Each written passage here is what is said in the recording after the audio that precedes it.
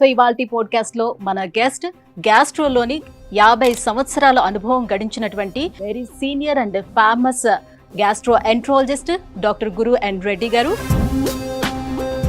చాలా మంది తినేటప్పుడు టీవీ చూస్తూ తింటేనే ఎక్కువ తినాలనిపిస్తుందని, లేకపోతే ఇప్పుడు చిన్నపిల్లలకి చుట్టూ తిప్పి తినిపించే కల్చర్ కూడా పోయింది. సో ఇలా చేయటం వల్ల కూడా మన గట్ హెల్త్ ఏమైనా పాడవుతూ ఉంటుందా? హ్యాపీగా ఉన్నప్పటికీ ఏం ప్రాబ్లం ఉండదు. ఈ బ్యాడ్ బ్యాక్టీరియా ఎక్కువగా పెరుగుతూ వస్తుంది. దానివల్ల ఏజ్ తో వచ్చే జబ్బులు, కొంతమంది తొందరగా చనిపోవడం, ఇవన్నీ జరుగుతుంటాయి అన్నట్టు. కార్ ఎక్కడో పార్క్ చేస్తాం, 2 రోజులు 3 రోజుల్లో ఎండ్లో ఉంటుంది. సో మళ్ళీ ఆ వాటర్ని తీసుకొని తాగుతూ ఉంటారు. ఇదంతా కరెక్ట్ పద్ధతేనా? కార్లో పెట్టుకున్న వాటర్, లేకుంటే వాటర్ ఎక్కువగా హీట్కి ఎక్స్పోజ్ అయినప్పటికీ ప్లాస్టిక్ బాటిల్స్లో అది కేర్ఫుల్గా ఉండాలి.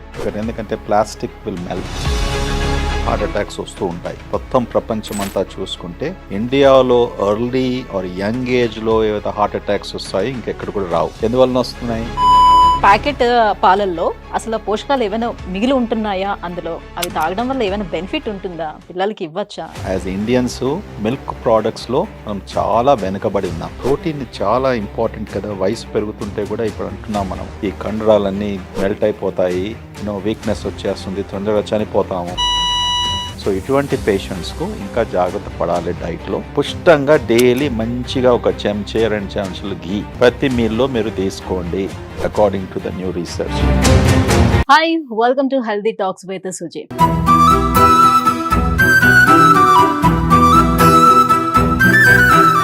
మన unhealthy lifestyle, digital food habits కానివ్వండి, లేదు అంటే మన డైట్ ప్లాన్స్ సరిగ్గా లేకపోవటం, సో వీటన్నిటి కారణాల వల్ల ఏంటంటే చాలా మంది గ్యాస్ ప్రాబ్లమ్స్, అల్సర్స్, గ్యాస్ట్రైటిస్తో పాటుగా ఇంకా లివర్ ఇష్యూస్, ఇవన్నీ కూడా ప్రాబ్లమ్స్ ఫేస్ చేస్తూ ఉన్నారు. సో ఈ విషయాలన్నీ కూడా డిస్కస్ చేసేందుకు మనతో పాటు ఉన్నారు 50 సంవత్సరాల అనుభవం గడించినటువంటి very senior and famous gastroenterologist doctor Guru N Reddy garu, continental hospital founder and chairman మనతో పాటు ఉన్నారు. సార్ తో మాట్లాడేద్దాం. Hello sir. ఐఎమ్ ఫైన్ అమ్మా. How are you? Yeah, I'm good sir.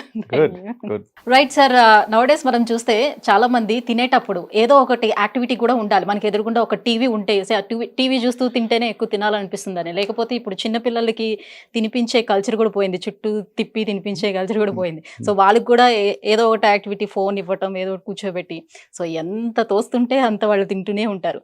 పైగా పిల్లలు ఎంత తింటుంటే వాళ్ళకి అంత ఆనందంగా ఉంటుంది. పిల్లలు బొద్దుగా ఉంటేనే సో వాళ్ళు హెల్దీగా ఉన్నట్టుగా కూడా ఫీల్ అవుతూ ఉంటారు కదా. సో ఇలా చేయటం వల్ల కూడా మన గట్ హెల్త్ ఏమైనా పాడవుతూ ఉంటుందా? హ్యాపీగా ఉన్నప్పటికీ ఏం ప్రాబ్లం ఉండదు. వందలాది సంవత్సరాల నుంచి మనకుంటూ వస్తున్నాం కదా, చదువుతూ వస్తున్నాం, మనకు చెప్తారు కూడా, బీ హ్యాపీ, డోంట్ వరీ, అనవసరంగా మీరు ఎందుకు బాధపడతారు, మంచిగా పడుకోండి, తర్వాత ఒకరి గురించి ఈర్ష్య అనేది పెట్టుకోకండి, జెలసీ అనేది ఉంచకండి. ఓకే, ఇవన్నీ దీస్ క్వాలిటీస్ చాలా ముఖ్యం. ఇప్పుడు మన కొత్తగా పబ్లిష్ అయిన ఆర్టికల్ ప్రకారం ఇప్పుడు మన గట్ మైక్రోబయోమ్ టెస్ట్ చేసినప్పటికీ, ఇప్పుడు మీ మైక్రోబయోమ్ ఉదయం టెస్ట్ చేస్తాను అనుకోండి, ఓకే, తర్వాత సాయంకాలం టెస్ట్ చేసినప్పటికీ, అంటే మీరు ఉదయం టెస్ట్ చేసిన తర్వాత ఏదో మీకు ఎవరో ఆ దినమంతా మీరు బాగా చిరాక్గా ఉండేసి కోపంలో ఉండినప్పటికీ, సంథింగ్ బ్యాడ్ ఈజ్ హ్యాపెనింగ్. ఈవినింగ్లో టెస్ట్ చేసినప్పటికీ బాగా మార్పు ఉంటుంది. Okay okay. సో అంటే ఈ సైంటిఫిక్ డిస్కవరీ వలన ఏం తెలుస్తుందంటే, ఈ మైక్రోబయోమ్ కూడా is a very dynamic process. మీ ఆలోచన, మీ మీ ఎమోషన్స్, ఇవన్నీ కూడా కెన్ ఎఫెక్ట్. అందుకొరకే గట్ మైక్రోబయోమ్ చేంజ్ అయినప్పటికీ మనం అన్నాం కదా, ఫస్ట్ థింగ్స్ ఏమన్నా psychiatric illnesses, depression, anxiety,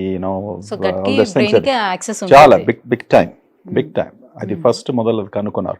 so this article was very important. మనం అనుకుంటాం ఈ మైక్రోబయోమ్ ఉంది, సంవత్సరం నుంచి మేము టెస్ట్ చేసుకున్నాము, 20 పేజీల రిపోర్ట్ వస్తుంది, 10,000 ఖర్చు పెడతాము, అక్కడంతా రామాయణము మహాభారతం అంతా రాష్మికి పంపిస్తాడు, ఓకే, అందరు నమ్ముకుంటారు, ఓ ఇది రాశారు కదా ఇక్కడ, ఇది భోజనం చేయొద్దు, అది భోజనం చేయొద్దు, ఇది టచ్ చేయొద్దు, ఇది తీసుకోవద్దు అనేసి, ఇది కొద్ది బూటకం. Okay, because it's not a really proven thing. But ఏం చెప్తున్నానంటే, microbiome is a dynamic process. దాని గురించి మనం ప్రతిరోజు నేర్చుకుంటున్నాం. ఇంకా అది ప్రైమ్ టైంకు రాలేదు. ఇప్పుడు మీలాంటి ప్రైమ్ టైం అంటాం కదా న్యూస్ ఛానల్లో, Yes. 6 o'clock prime time, 8 o'clock. So నా ఇది ఇంకా ప్రైమ్ టైంకు రాలేదు. ఆ ప్రైమ్ టైంలో వచ్చినప్పటికీ ఇప్పుడు ఏ డిసీజే కానీ రీసెర్చ్ చేస్తూ చేస్తూ చేస్తూ చివరికి ఈ మెడికేషన్ ద్వారా మనం ఈ జబ్బుని మనము ట్రీట్ చేయవచ్చు అనుకుంటాం, అంతే కదా. అంతవరకు రీసెర్చ్ రూపంలో ఉంటుంది. ఇది కూడా అంతే. ఇప్పుడు ప్రస్తుతానికి బాగా 20 ఏళ్ళు అయినప్పటికీ కూడా we are not able to make major progress. అర్థం చేసుకుంటున్నాం కానీ దాన్ని ఎలా సాల్వ్ చేయాలనేసి that's very struggling. Okay, so కొద్దిగా జాగ్రత్త. మనం ఏ న్యూస్ వింటున్నాము, ఇప్పుడు మీ ఛానల్లో విన్నప్పటికీ కొంతమంది ఇప్పుడు నా ఈ సంభాషణ వినేసి మేబీ దే విల్ ప్రాక్టీస్, ఇంకొక యూట్యూబ్లో వాచ్ చేసేసి అందులో కన్ఫ్యూజ్ అయిపోయి వాడొచ్చేసి ఇది బోన్ చేయొద్దు, అది బోన్ చేయొద్దు. there's a lot of confusion, lot of confusion and commotion. కానీ డాక్టర్స్ అడిగినప్పటికీ వాళ్ళు నిజంగా చెప్పాలి. వాళ్ళకు తెలిసినంత వరకు సైంటిఫిక్ ఆర్టికల్స్ ఏం పబ్లిష్ చేశారో అది చెప్తే నమ్మకం కుదురుతుంది. సో మీరు ఇండియాలో ఉన్నప్పుడు బిర్యానీలు, పచ్చడన్నంలు ఇలాంటివన్నీ కూడా సాధారణంగా తిన్నారా? సో వాటి మీద ఇంట్రెస్ట్ ఉండిందా మీకు? మా అమ్మ ఇంట్లో వంట చేసినప్పటికీ బిర్యానీ తినేది. నేను 10వ తరగతి వరకు 11 అదే ఇంటర్మీడియట్లో ఉన్నప్పటికీ కూడా ఒక రెస్టారెంట్ మా నాన్నగారు ఎప్పుడు మా అమ్మగారు ఎప్పుడు తీసుకెళ్ళలేదు. నాకు జ్ఞాపకం ఉంది, ఒక్కసారి తాజ్ రెస్టారెంట్ హ్యాబిట్స్లో ఉంది. మా నాన్నగారితో వెళ్ళాను 4:30 PM.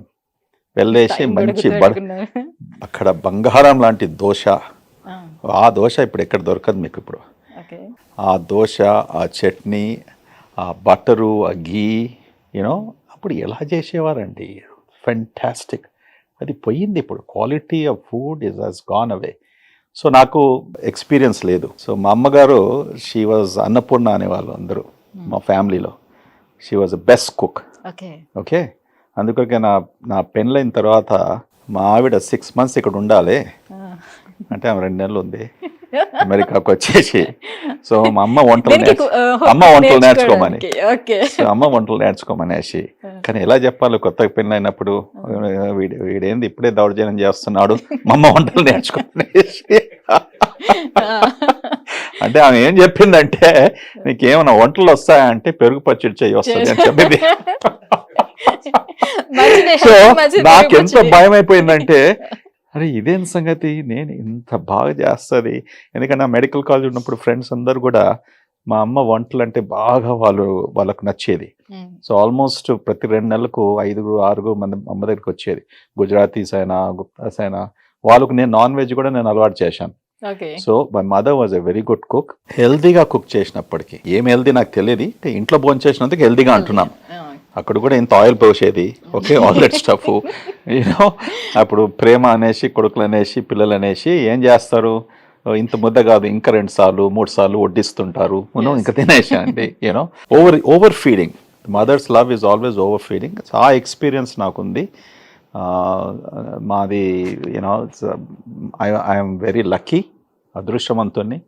బికాజ్ మా మదర్ అంత బాగా వంట చేసినందుకు. అండ్ ఐ నెవర్ హ్యాడ్, నాకు డిజైర్ ఎక్కడ బయట పోయి భోజనం చేయాలని ఉండకపోతుంది. తర్వాత నేను మెడికల్ కాలేజ్ ఉన్నప్పుడు నా ఫ్రెండ్స్తో నేను చైనీస్ రెస్టారెంట్కి వెళ్ళాను ఎప్పుడు ఒకసారి. సో మా అమ్మ వచ్చినాక అడిగేది, ఎక్కడ వెళ్ళావు అంటే, వాళ్ళ చైనీస్ రెస్టారెంట్. ఏం భోజనం చేసావు అక్కడ? మా నూడిల్సో ఏదో. అయితే ఏం చేస్తుండే, నెక్స్ట్ డేనో 2 daysలో ఆమె నిజంగా చేస్తుండే.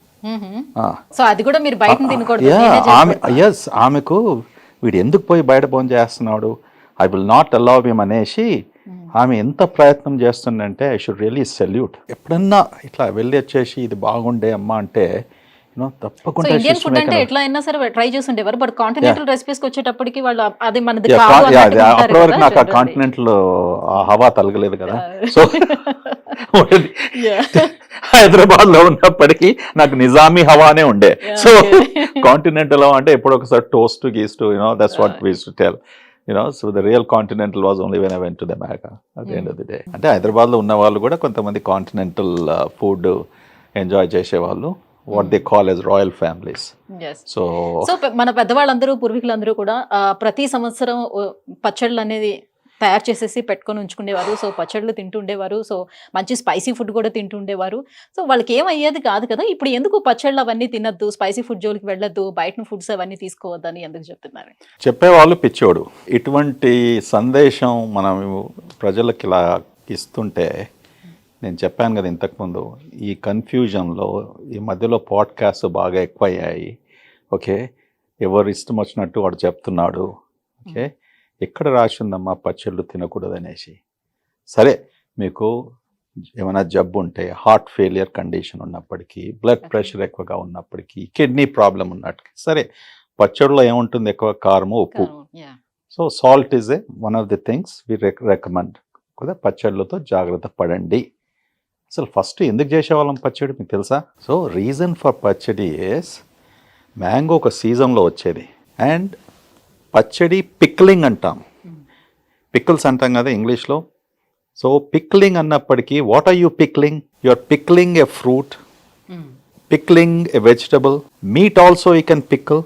మా ఇంట్లో మా అమ్మగారు బ్రహ్మాండమైన మాంసంతో, ఓకే, పిక్కిల్స్, ష్రింప్తో పిక్కిల్స్. ఈ పిక్లింగ్ అన్నప్పటికీ you have to have preservatives. Okay, so what is, ఉప్పు ఏం చేస్తుంది, కారం ఏం చేస్తుంది? It's a preservative. సో అందుకొరకు సంవత్సరానికి ఒక్కసారి మనము మామిడి పండ్ల సీజన్లో వెజిటబుల్స్ ప్లేస్కి వెళ్ళేసి, అది కూడా ఆ సీజన్ అప్పుడు ఆ టైంలో 2 months ఉండేది పికిల్స్ పెట్టడానికి. సో అప్పుడు పికిల్స్ పెట్టుకుంటాము. అది 1 year, 2 years, 3 years ప్రిజర్వేటివ్ వల్ల ఉంటుంది. అందుకు సాల్ట్ ఎక్కువగా ఉంటుంది. సో మనం ఎంత తింటాం?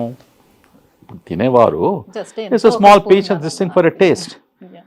So I don't know why they should restrict it. And అది పక్కకు పెట్టండి. ఇప్పుడు ఊర్లలో మన ఫార్మర్స్కు, ఓకే, వాళ్ళు భోంచేసేది ఏది? ఉదయము సద్దన్నము, దాంతో పికిల్స్, అంతే కదా. వాడు మార్నింగ్ అదే తినేవాడు, మధ్యాహ్నం అదే తినేవాడు, మన సాయంకాలం అదృష్టం బాగుంటే ఇంట్లో ఏమైనా చేస్తే పప్పు మంచి, అంతే అంతే కదా. That's all they to it. అది తిన్నందుకే వాళ్ళంత సన్నగా ఉండి, యూనో, వాళ్ళకి ఇవన్నీ డయాబెటీస్, ఒబిసిటీ ప్రాబ్లమ్స్ ఎక్కడుండే? వాళ్ళు తొందరగా ఏజ్లో చనిపోయినప్పటికీ ఇన్ఫెక్షన్స్, టీబీ అని, లేకుంటే వేరే నిమోనియా అని, లేకుంటే ఫ్లూ సీజన్లో వచ్చినప్పటికీ, you know, doctor clinics and hospitals doctors లేకపోవడంతో కాంప్లికేషన్స్ వచ్చి ఇన్ఫెక్షన్స్ వల్ల చనిపోయేవారు. బట్ ఈ chronic diseases, long term diseases ఎక్కడుండేది? వాళ్ళకు చాలా తక్కువ. So actually pickles protected them. Okay. Anything in small in moderation you should eat. ఇప్పుడు మీరు డయాబెటీస్ ఉన్న వాళ్ళు కేక్ తినమంటావా రోజు వచ్చేసి? అనో కదా. ఓకే, ఇప్పుడు అందులో కూడా ఒకటి ఉంది. కొంతమందికి చాలా డయాబెటీస్ ఉన్నప్పుడు ఫ్రూట్స్ తినదు. అంటే పర్టికులర్ గా కొన్ని ఫ్రూట్స్ మాత్రమే సెలెక్టివ్ గా తినాలి అని. అబ్సల్యూట్లీ, దేర్ ఎన్నో ఫ్రూట్స్ ఉన్నాయి. ఇన్ఫ్యాక్ట్ ఈ ఫ్రూట్స్ విల్ బ్రింగ్ షుగర్ని ఇంకా బాగా కంట్రోల్ చేస్తుంది పేషెంట్స్కు. అండ్ డయాబెటీస్ కూడా బెటర్ కంట్రోల్ అవుతుంది ఫ్రూట్స్ తిన్నప్పటికీ, యూనో. కానీ అందరు ఏమంటారు, no don't eat the fruits. Doctors కూడా అదే అడ్వైస్ చేస్తారు. అందులో షుగర్ హే. ఫర్ ఓకే, మ్యాంగో సీజన్లో నువ్వు 2-3 మ్యాంగోస్ తీసుకుంటే షుగర్ ఎట్లాగో పెరుగుతుంది. Mangoes are very rich in sweet, rich in sugar. కానీ lot of fruits are there in nature which can control. Diabetes also will control. So దేని గురించి కూడా చక్కగా కనుక్కుంటే, యూనో, ప్రాపర్ ఇన్ఫర్మేషన్ ఉంటే we should not worry about it. Right. Yeah. So nowadays మన దగ్గర ఉన్నటువంటి బిల్డర్స్కి ఒక మంచి అవగాహన వచ్చేసింది. మన వాళ్ళు అంటే ఆడవాళ్ళు, ప్రజెంట్ ఆడవాళ్ళు ఎవరు కూడా వంటగదిలోకి వెళ్ళట్లేదు, కుక్ చేసుకోవటం లేదు. కాబట్టి ఇల్లు ఎంత పెద్దదిగా కట్టినా కూడా కిచెన్ వచ్చేటప్పటికి ఒక మనిషి ఉండే విధంగా ఇస్తున్నారు అనమాట. సో మనం ఆన్లైన్ మీద ఎక్కువగా డిపెండ్ అయిపోయాము, స్విగ్గీ, జొమాటోలు. సో ఇవన్నీ కూడా ఒకప్పుడు లైఫ్ సేవర్స్ మనకి. బట్ ఇప్పుడు డైజెస్టివ్ పాయింట్ ఆఫ్ వ్యూలో చూసేటప్పుడు ఎలా చూడొచ్చు వీటిని? లైక్ వాళ్ళు ప్యాక్ చేసి ఇచ్చేది కూడా మనకి ఒక ప్లాస్టిక్ డబ్బాస్లోనే ప్యాక్ చేసి ఇస్తున్నారు. ఎప్పుడు వండుతున్నారు, ఎలా వండుతున్నారు, ఏమి మనం చూడం. మనకి టేస్టీగా ఫుడ్ వస్తుందా లేదా, మనం తింటున్నా లేదా మాత్రమే చూస్తున్నాం. ఈ ప్రాబ్లమ్, ఈ సమస్య ప్రపంచం అంతా కూడా ఉంది. ఓకే, బయట పోయి భోంచేసినప్పటికీ భయపడకూడదు మనం. వెస్టర్న్ కంట్రీస్లో నేను పోల్స్తాను. అమెరికా అంటే దేశంలో ఏముంటుంది? ఫుడ్ ఇన్స్పెక్షన్ బాగా ఖచ్చితంగా రిగరస్గా ఉంటుంది. ఓకే, అక్కడ వాళ్ళు వచ్చి సడన్గా ఇన్స్పెక్ట్ చేసినప్పటికీ మన కాక్రోచెస్ అంటాం, ఏమైనా ఇంప్రాపర్ క్లీనింగ్ ఏరియాస్ ఇవన్నీ ఉన్నప్పటికీ వాళ్ళు లైసెన్స్ రద్దు చేస్తారు. వాడు అదంతా రిపేర్ చేసుకొని మళ్ళీ ఓపెన్ చేసే వరకు ఆ భయంతో దే ఆర్ వెరీ కేర్ఫుల్. అంత అయినప్పటికీ కూడా అవకతవకలు జరుగుతూ ఉంటాయి. సో ఇప్పుడు ఒక డాక్టర్ దగ్గరికి వస్తున్నారు మీరు, వచ్చినప్పటికీ వాడు అంతా చూసుకుంటాడు కదా, ఈ డాక్టర్ ఎటువంటి వాడు, ఈ హాస్పిటల్ ఎటువంటిది. Same thing here. మన రెస్టారెంట్స్కి వెళ్ళినప్పుడు బయట భోంచేసినప్పుడు ఓకే మనం అదే ఆలోచిస్తాం కదా, ఈ రెస్టారెంట్స్ గుడ్ రెస్టారెంట్, వాళ్ళన్నీ పాటిస్తున్నారు, పాలసీస్ బాగున్నాయని. అటువంటిప్పుడు మనకేం ప్రాబ్లం ఉండదు. ప్రాబ్లం ఎక్కడ జరుగుతుంది, వాడు చెప్పేది ఒకటి, మెనూ కార్డులో ఒకటి ఉంటుంది, వాడు యూజ్ చేసే ఆయిల్ ఒకటి ఉంటుంది, వాళ్ళు అందులో ఏం వస్తున్నో తెలియదు, అవి ఫ్రెష్గా ఉన్నదా లేదా అని తెలియదు. Okay, that's the problem. But overall జీవితంలో ప్రతి అడుగున భయపడుతూ మనం ఏం చేయలేము. అడుగడుగున భయంతో ఉంటే మనం ఎలా జీవితం గడుపుతాము? Okay, so you are taking the risk. నువ్వు పోయి బయట ప్లాస్టిక్ యూజ్ చేయొద్దని చెప్తున్నారు. ప్లాస్టిక్ యూజ్ చేస్తే క్యాన్సర్ వస్తుందని చెప్తున్నారు. ఇంకో పక్క నుంచి ఇప్పటి నుంచి ప్లాస్టిక్ యూజ్ చేయాలని కూడా చెప్తున్నారు. ఏంటి నిజం? కరెక్ట్. ఇది కాఫీ సంగతి లాగా. ఓకే, 1960s, 70s కాఫీ వద్దు బాబాయ్, కాఫీతో ప్రాబ్లము అది ఇది అన్నారు. మళ్ళీ 80s, 90s కాఫీ మంచిగా ఉంది అన్నారు. దాని తర్వాత మళ్ళీ కాఫీ అస్సలు కూడా తీసుకోకూడదు అన్నారు. ఇప్పుడు ఏమంటున్నారు, కాఫీ లాగా ప్రపంచంలో మనం ఇంకా అంత స్ట్రాంగ్ యాంటీ ఆక్సిడెంట్ ఇప్పుడు కూడా ఎక్కడ కూడా లేదు, వెజిటబుల్ కింగ్డమ్లోనూ లేదు. ఓకే, ఇవన్నీ రీసెర్చ్ రూపంలో దిస్ నథింగ్ ఇస్ స్టాటిక్. అంటే అందుకొరకే సైన్స్ ఒక విచిత్రమైన సబ్జెక్ట్. ద లాంజివిటీ అంటాం. 50 ఏళ్ళ కింద 60 ఏళ్ళ కింద 1947 సెకండ్ వరల్డ్ వార్ టైమ్స్లో ఇండియన్ లైఫ్ స్పాన్ ఏముండే, బట్ 40 years ఆర్ సంథింగ్. ఇప్పుడు సుమారుగా 70 years, 70+ years అనుకోండి. సో ఎలాగ ఇంప్రూవ్ అవుతూ వచ్చింది. So same thing when things change, అంతే కదా, మార్పు వస్తుంది, అండర్స్టాండింగ్ చేంజ్ అవుతుంది. రీసెర్చ్ వలన కొత్తగా మనం కనుక్కుంటాము. ఓకే, దానివలన మనకు ఉపయోగపడుతుంది. సో అంటే ఇదే రీసెర్చ్ చెప్పింది, ఇదే రీసెర్చ్ చేసి దీనివల్ల ఎఫెక్ట్ అవుతున్నారు పీపుల్ అని చెప్పి మళ్ళీ ఇదే రీసెర్చ్ లేదు ఇది మంచిది అని ఎలా చెప్తారు? ఎలా చెప్తానంటే, రీసెర్చ్లో ఏముంటుంది, ఫస్ట్ ఒక టైంలో మనం 1950, 60, 70 అనుకోండి, ఎక్కువగా మనకు వచ్చిన ఇన్ఫర్మేషన్ అంతా కూడా వెస్ట్రన్ కంట్రీస్, అమెరికా లాంటి, యూరోప్, జపాన్, ఈ దేశాల నుంచి వచ్చే ఇన్ఫర్మేషను అది మనం కాపీ చేస్తాము, లేకుంటే ఆ రీసెర్చ్ కూడా కాపీ చేస్తాము, అది మన రీసెర్చ్ కూడా అంటాం. ఓకే, ఇదంతా జరుగుతూ ఉంటుంది ప్రతిరోజు. కరెక్ట్. సో అప్పుడు కొన్ని సంస్థలు, కొన్ని ఇన్స్టిట్యూషన్స్ రీసెర్చ్ చేసేది. అప్పుడు 10 ఉంటే ఇప్పుడు 1000 అయిపోయాయి. ఓకే, దాంతో ఎలా లాభం అవుతుంది అంటే, నువ్వు ఒక రీసెర్చ్ చేసి పబ్లిష్ చేసావు అనుకోండి, అది నిజమా కాదే అనేసి నీ పక్కోడు కూడా రీసెర్చ్ చేస్తున్నాడు. ఓకే, వేరే దేశంలో కూడా అదే రీసెర్చ్ జరుగుతుంది. సో ద బెనిఫిట్ ఇస్ మొత్తం హ్యుమానిటీకి బెనిఫిట్ అవుతుంది.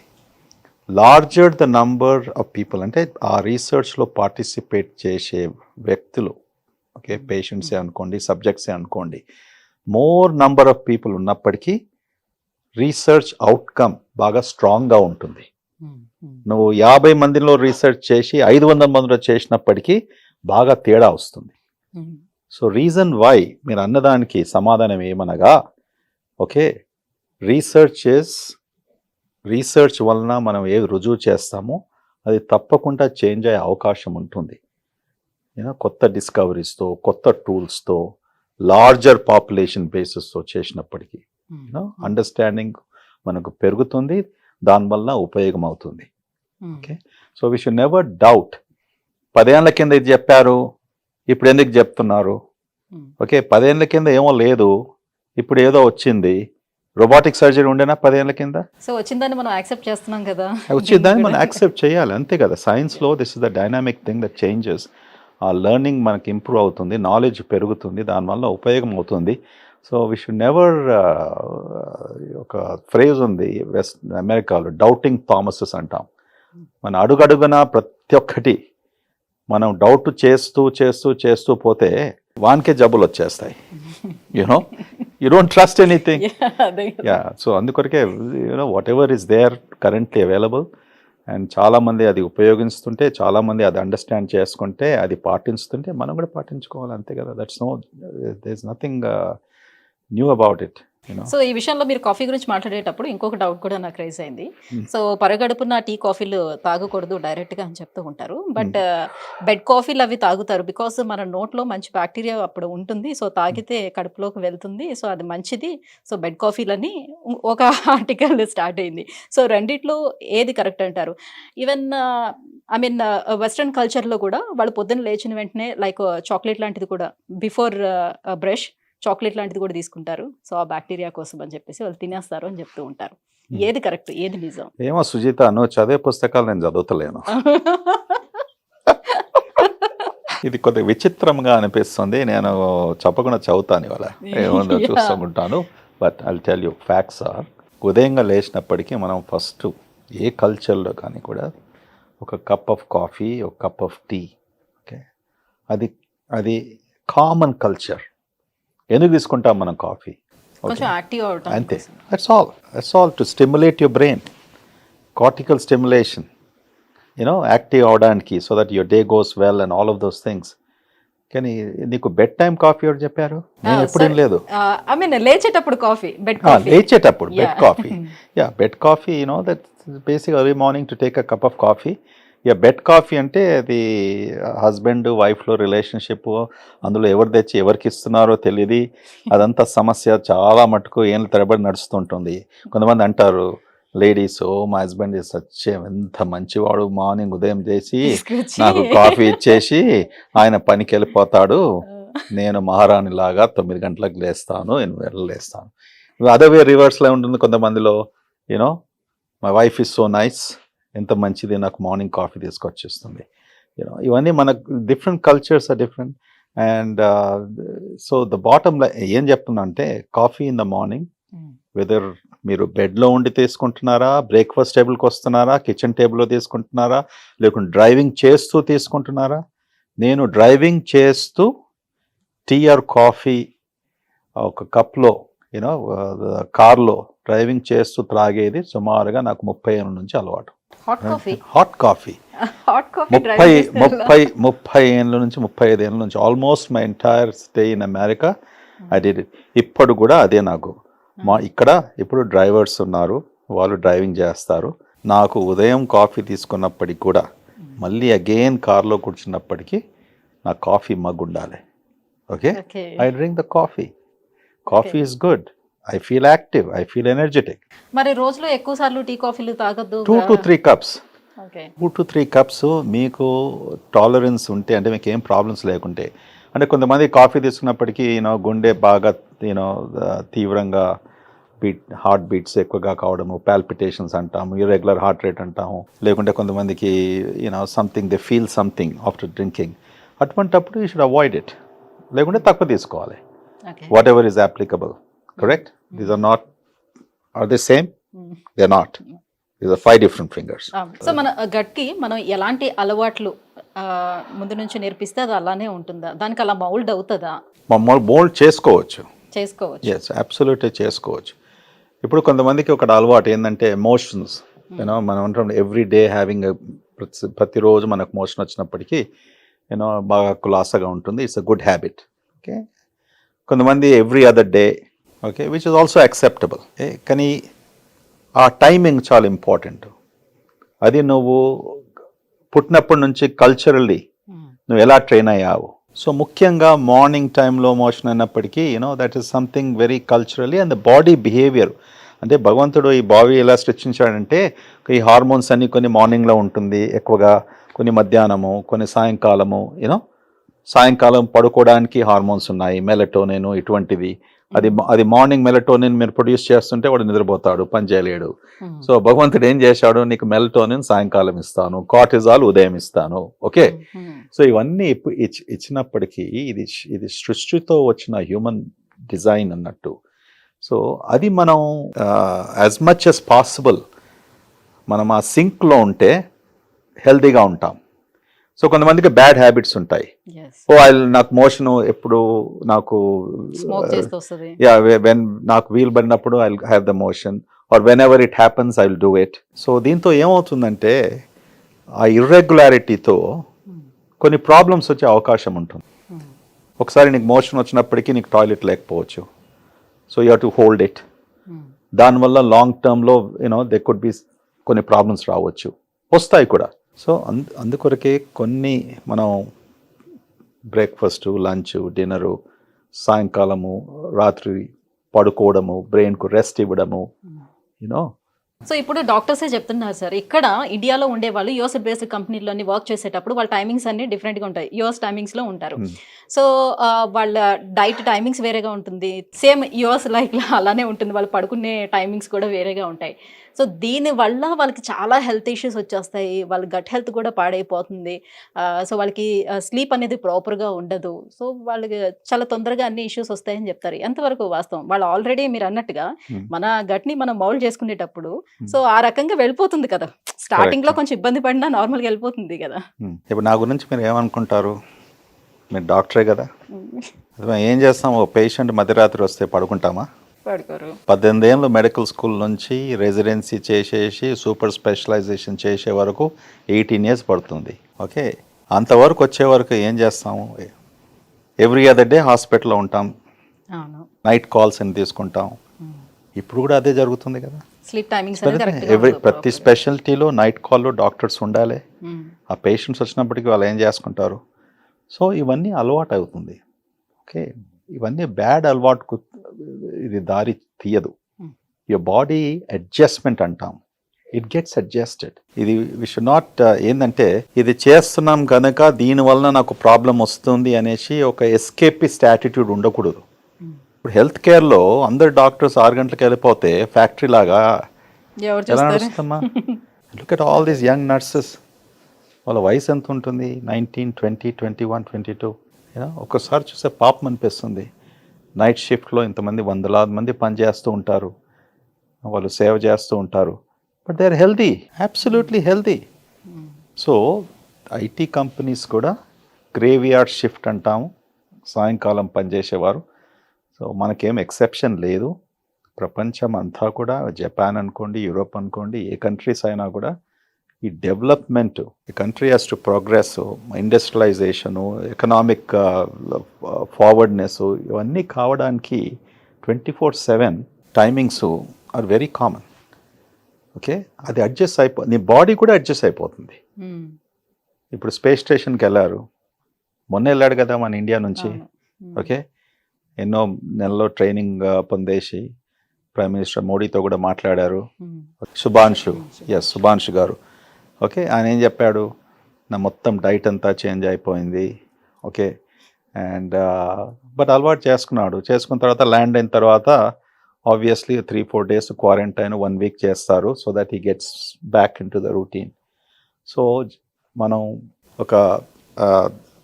ఒక స్థితిని మనం అవలంబించినందుకు, బికాజ్ అది మెయిన్ స్ట్రీమ్లో లేనందుకు అది తప్పు అని మనం అనుకోకూడదు. మనం అడ్జస్ట్ కావాలి. అడ్జస్ట్ అయినప్పటికీ బాడీ కూడా అడ్జస్ట్ అవుతుంది. ఎలా కావాలంటే దాన్ని అలా మౌల్డ్ చేసుకోవాలనుకుంటుంది. బిఫోర్ స్టార్టింగ్ స్టేజ్ లోనే కొంచెం ఆ ఇబ్బంది అనేది అబ్సల్యూట్లీ. ఇప్పుడు ఎంతమంది ఐటీ పీపుల్, ప్రొఫెషనల్స్ మనం చూస్తాం కదా, పేషెంట్స్ గా కూడా ఆల్ వెరీ హెల్దీ పీపుల్. 60 ఏళ్ళు 70 ఏళ్ళకి వచ్చినప్పటికీ, 80 ఏళ్ళు వచ్చినప్పటికీ సరే ఆ టైంలో నువ్వు వెళ్ళేసి నైట్ అంతా డైలీ పని చేయమంటే అది కష్టం అవుతుంది. ఎందుకంటే మన body also is ageing. Age అయినప్పటికీ తక్కువగా పడుకుంటాము. ఓకే, ఇరిటేషన్ వస్తుంది. So different times of your life, different situations బట్టి మనం మోల్డ్ కావాలి. రైట్. సో మన ఎదురుగుండా ఉన్న ఈ బాటిల్స్ చూస్తే ఒక డౌట్ వచ్చింది sir. So tap water and mineral water and RO waters, రకరకాల వాటర్స్ అన్నీ కూడా వచ్చేస్తున్నాయి. బ్లాక్ వాటర్లు అవి ఇవి ఒకదాని తర్వాత ఒకటి, ఇది బెటర్ అని వచ్చేస్తుంది. సో ఒకప్పుడు నూతిలోంచి వాటర్ని తోడుకొని శుభ్రంగా తాగేవారు, బాగానే ఉండేది. తర్వాత ఏమో లేదు ఇప్పుడు మినరల్ వాటర్ తీసుకోవాలి. ఇప్పుడు మినరల్ వాటర్ తీసుకుంటే కూడా మనకి ఎముకలకి సమస్య వస్తుంది, సో బొక్కలు అరిగిపోతున్నాయంట, అది కాదు, అది తీసుకోవద్దు అని చెప్తున్నారు.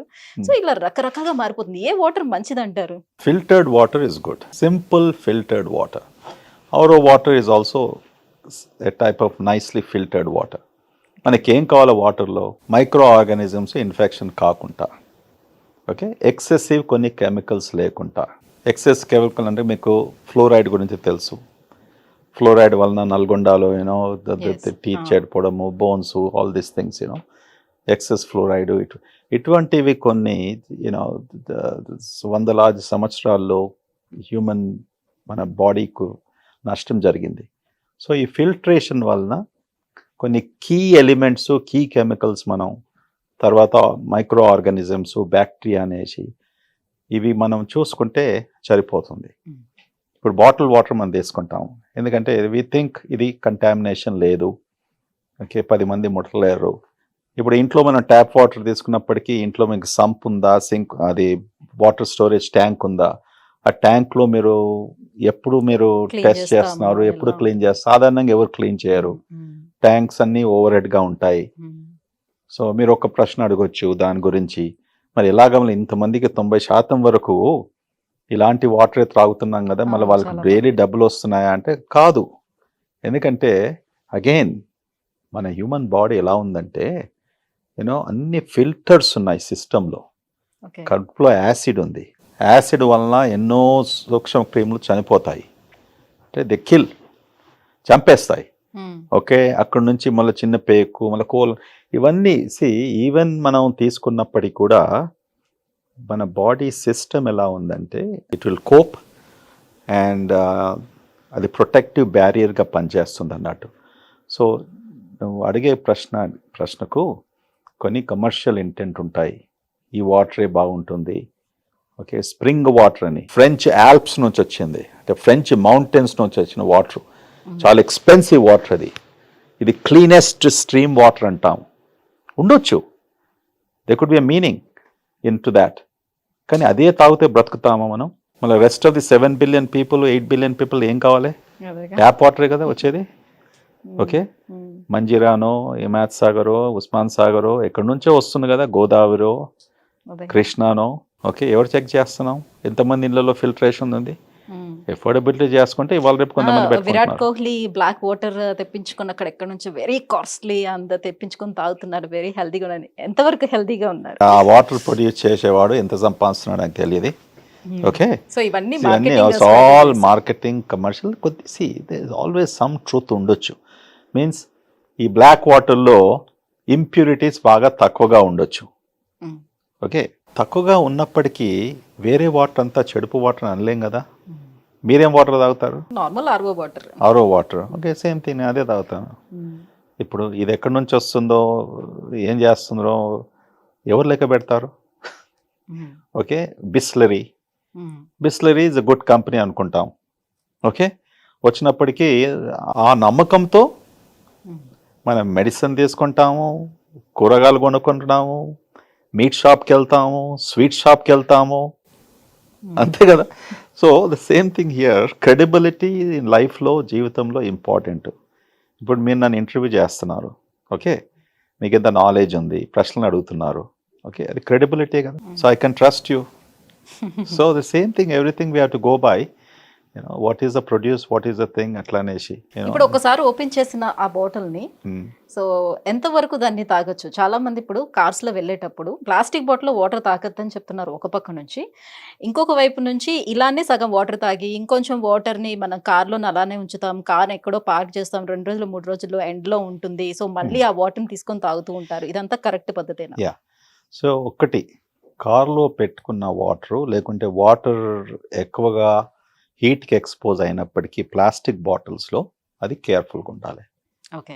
ఎందుకంటే ప్లాస్టిక్ విల్ మెల్ట్, కరుగుతుంది కదా, అంటే మనకు కనబడేది కరిగేసి ఇది అంటే అది నువ్వు మంటలో పెడితే అది వేరే సంగతి, కానీ ఆ ఉన్న వామ్త్లో టెంపరేచర్ కార్లోనే 100 degrees ఉంది, ఎయిర్ కండిషన్ లేకున్నప్పటికీ అయినా కూడా water, we don't know what is the leaking, minute leaks that happen. అందుకొరకే ప్లాస్టిక్ ఈజ్ నాట్ గుడ్ అనేసి 20 years నుంచి అనుకుంటూ వస్తున్నారు. బట్ నా మీరు చెప్పినట్టు కూడా ప్లాస్టిక్ ఈజ్ ఓకే అని అంటున్నారు, సంథింగ్ ఎల్స్ ఈజ్ బ్యాడ్ అంటున్నారు. So this is again on going research. ఇవన్నీ కూడా మనం ఎట్లా కొత్తగా కనుక్కున్నప్పటికీ అది చెప్తూ ఉంటాం. సో మీరు అడిగే ప్రశ్నకు, బెటర్ నాట్ వాటర్ ఓపెన్ చేసినప్పటికీ ప్రాపర్ ఎన్వైరన్మెంట్లో పెట్టేసి ఉంటుకుంటే, ప్రాపర్ టెంపరేచర్లో ఉంటే there is no problem. Okay. You don't have to keep it in the refrigerator also. But excess heat ఉన్నప్పటికీ ప్లాస్టిక్ బాటిల్స్లో ఉన్నప్పటికీ జాగ్రత్త పడాలి. Okay. It's simple logical approach. So ఈ మధ్యన మనకి gut cleanse and green juices and detox diets ఇవన్నీ కూడా వచ్చాయి కదా సార్. సో ఇవన్నీ నిజంగానే గట్ని క్లీన్ చేస్తాయా, లేకపోతే ఇది కూడా మార్కెట్ స్ట్రాటజీస్? మార్కెటింగ్ స్ట్రాటజీ కాదు. సో డీటాక్స్ అనగా ఏంది అంటే మన బాడీలో ఏమైనా టాక్సిన్స్ అంటే పాయిజన్స్ ఉన్నప్పటికీ అవి you want to remove them. అది ఎలా తొలగించుకోవాలి బాడీని. సో డీటాక్సిఫికేషన్ అంటే కొంతమంది అనుకుంటారు 1 day ఉపవాసం ఉండడానికి బాడీ అంతా డీటాక్స్ అవుతుంది, లేకుంటే I want to do some cleansing substances, లేకుంటే కొన్ని కొలానిక్ ఎనిమాస్ అనేసి అదొక పెద్ద డీటాక్సికేషన్ బిజినెస్ అమెరికాలో. ఈ సెంటర్స్కి వెళ్తారు, ఆ ఎనిమా ద్వారా డ్రిప్ 2 hours 3 hours నా కోల్న్ అంతా క్లీన్ అయినప్పటికీ ఉన్న అక్కడ బ్యాక్టీరియా అంతా వెళ్ళిపోయింది అనుకుంటారు. ఎంత మూర్ఖతనం అది. మన దగ్గర 100 ట్రిలియన్ బ్యాక్టీరియా ఉన్నప్పటికీ ఒక 3-4 hours ఎనిమా ద్వారా కొలానిక్ లవాజ్ ద్వారా ఎలా తొలగించుకుంటాము, మళ్ళీ కొత్తవి పుడతాయి కదా. సో ఇటువంటి మూర్ఖతనము ఎలా వస్తుందంటే బిజినెస్ ఇంట్రెస్ట్ కామర్స్ ద్వారా ప్రజల్లో ఇటువంటి అవగాహన కలిగిస్తారు. కలిగించినప్పటికీ వాళ్ళు నమ్ముతారు, అనవసరంగా డబ్బు ఖర్చు పెట్టుకుంటారు, దానివల్ల ఏం ఉపయోగపడదు.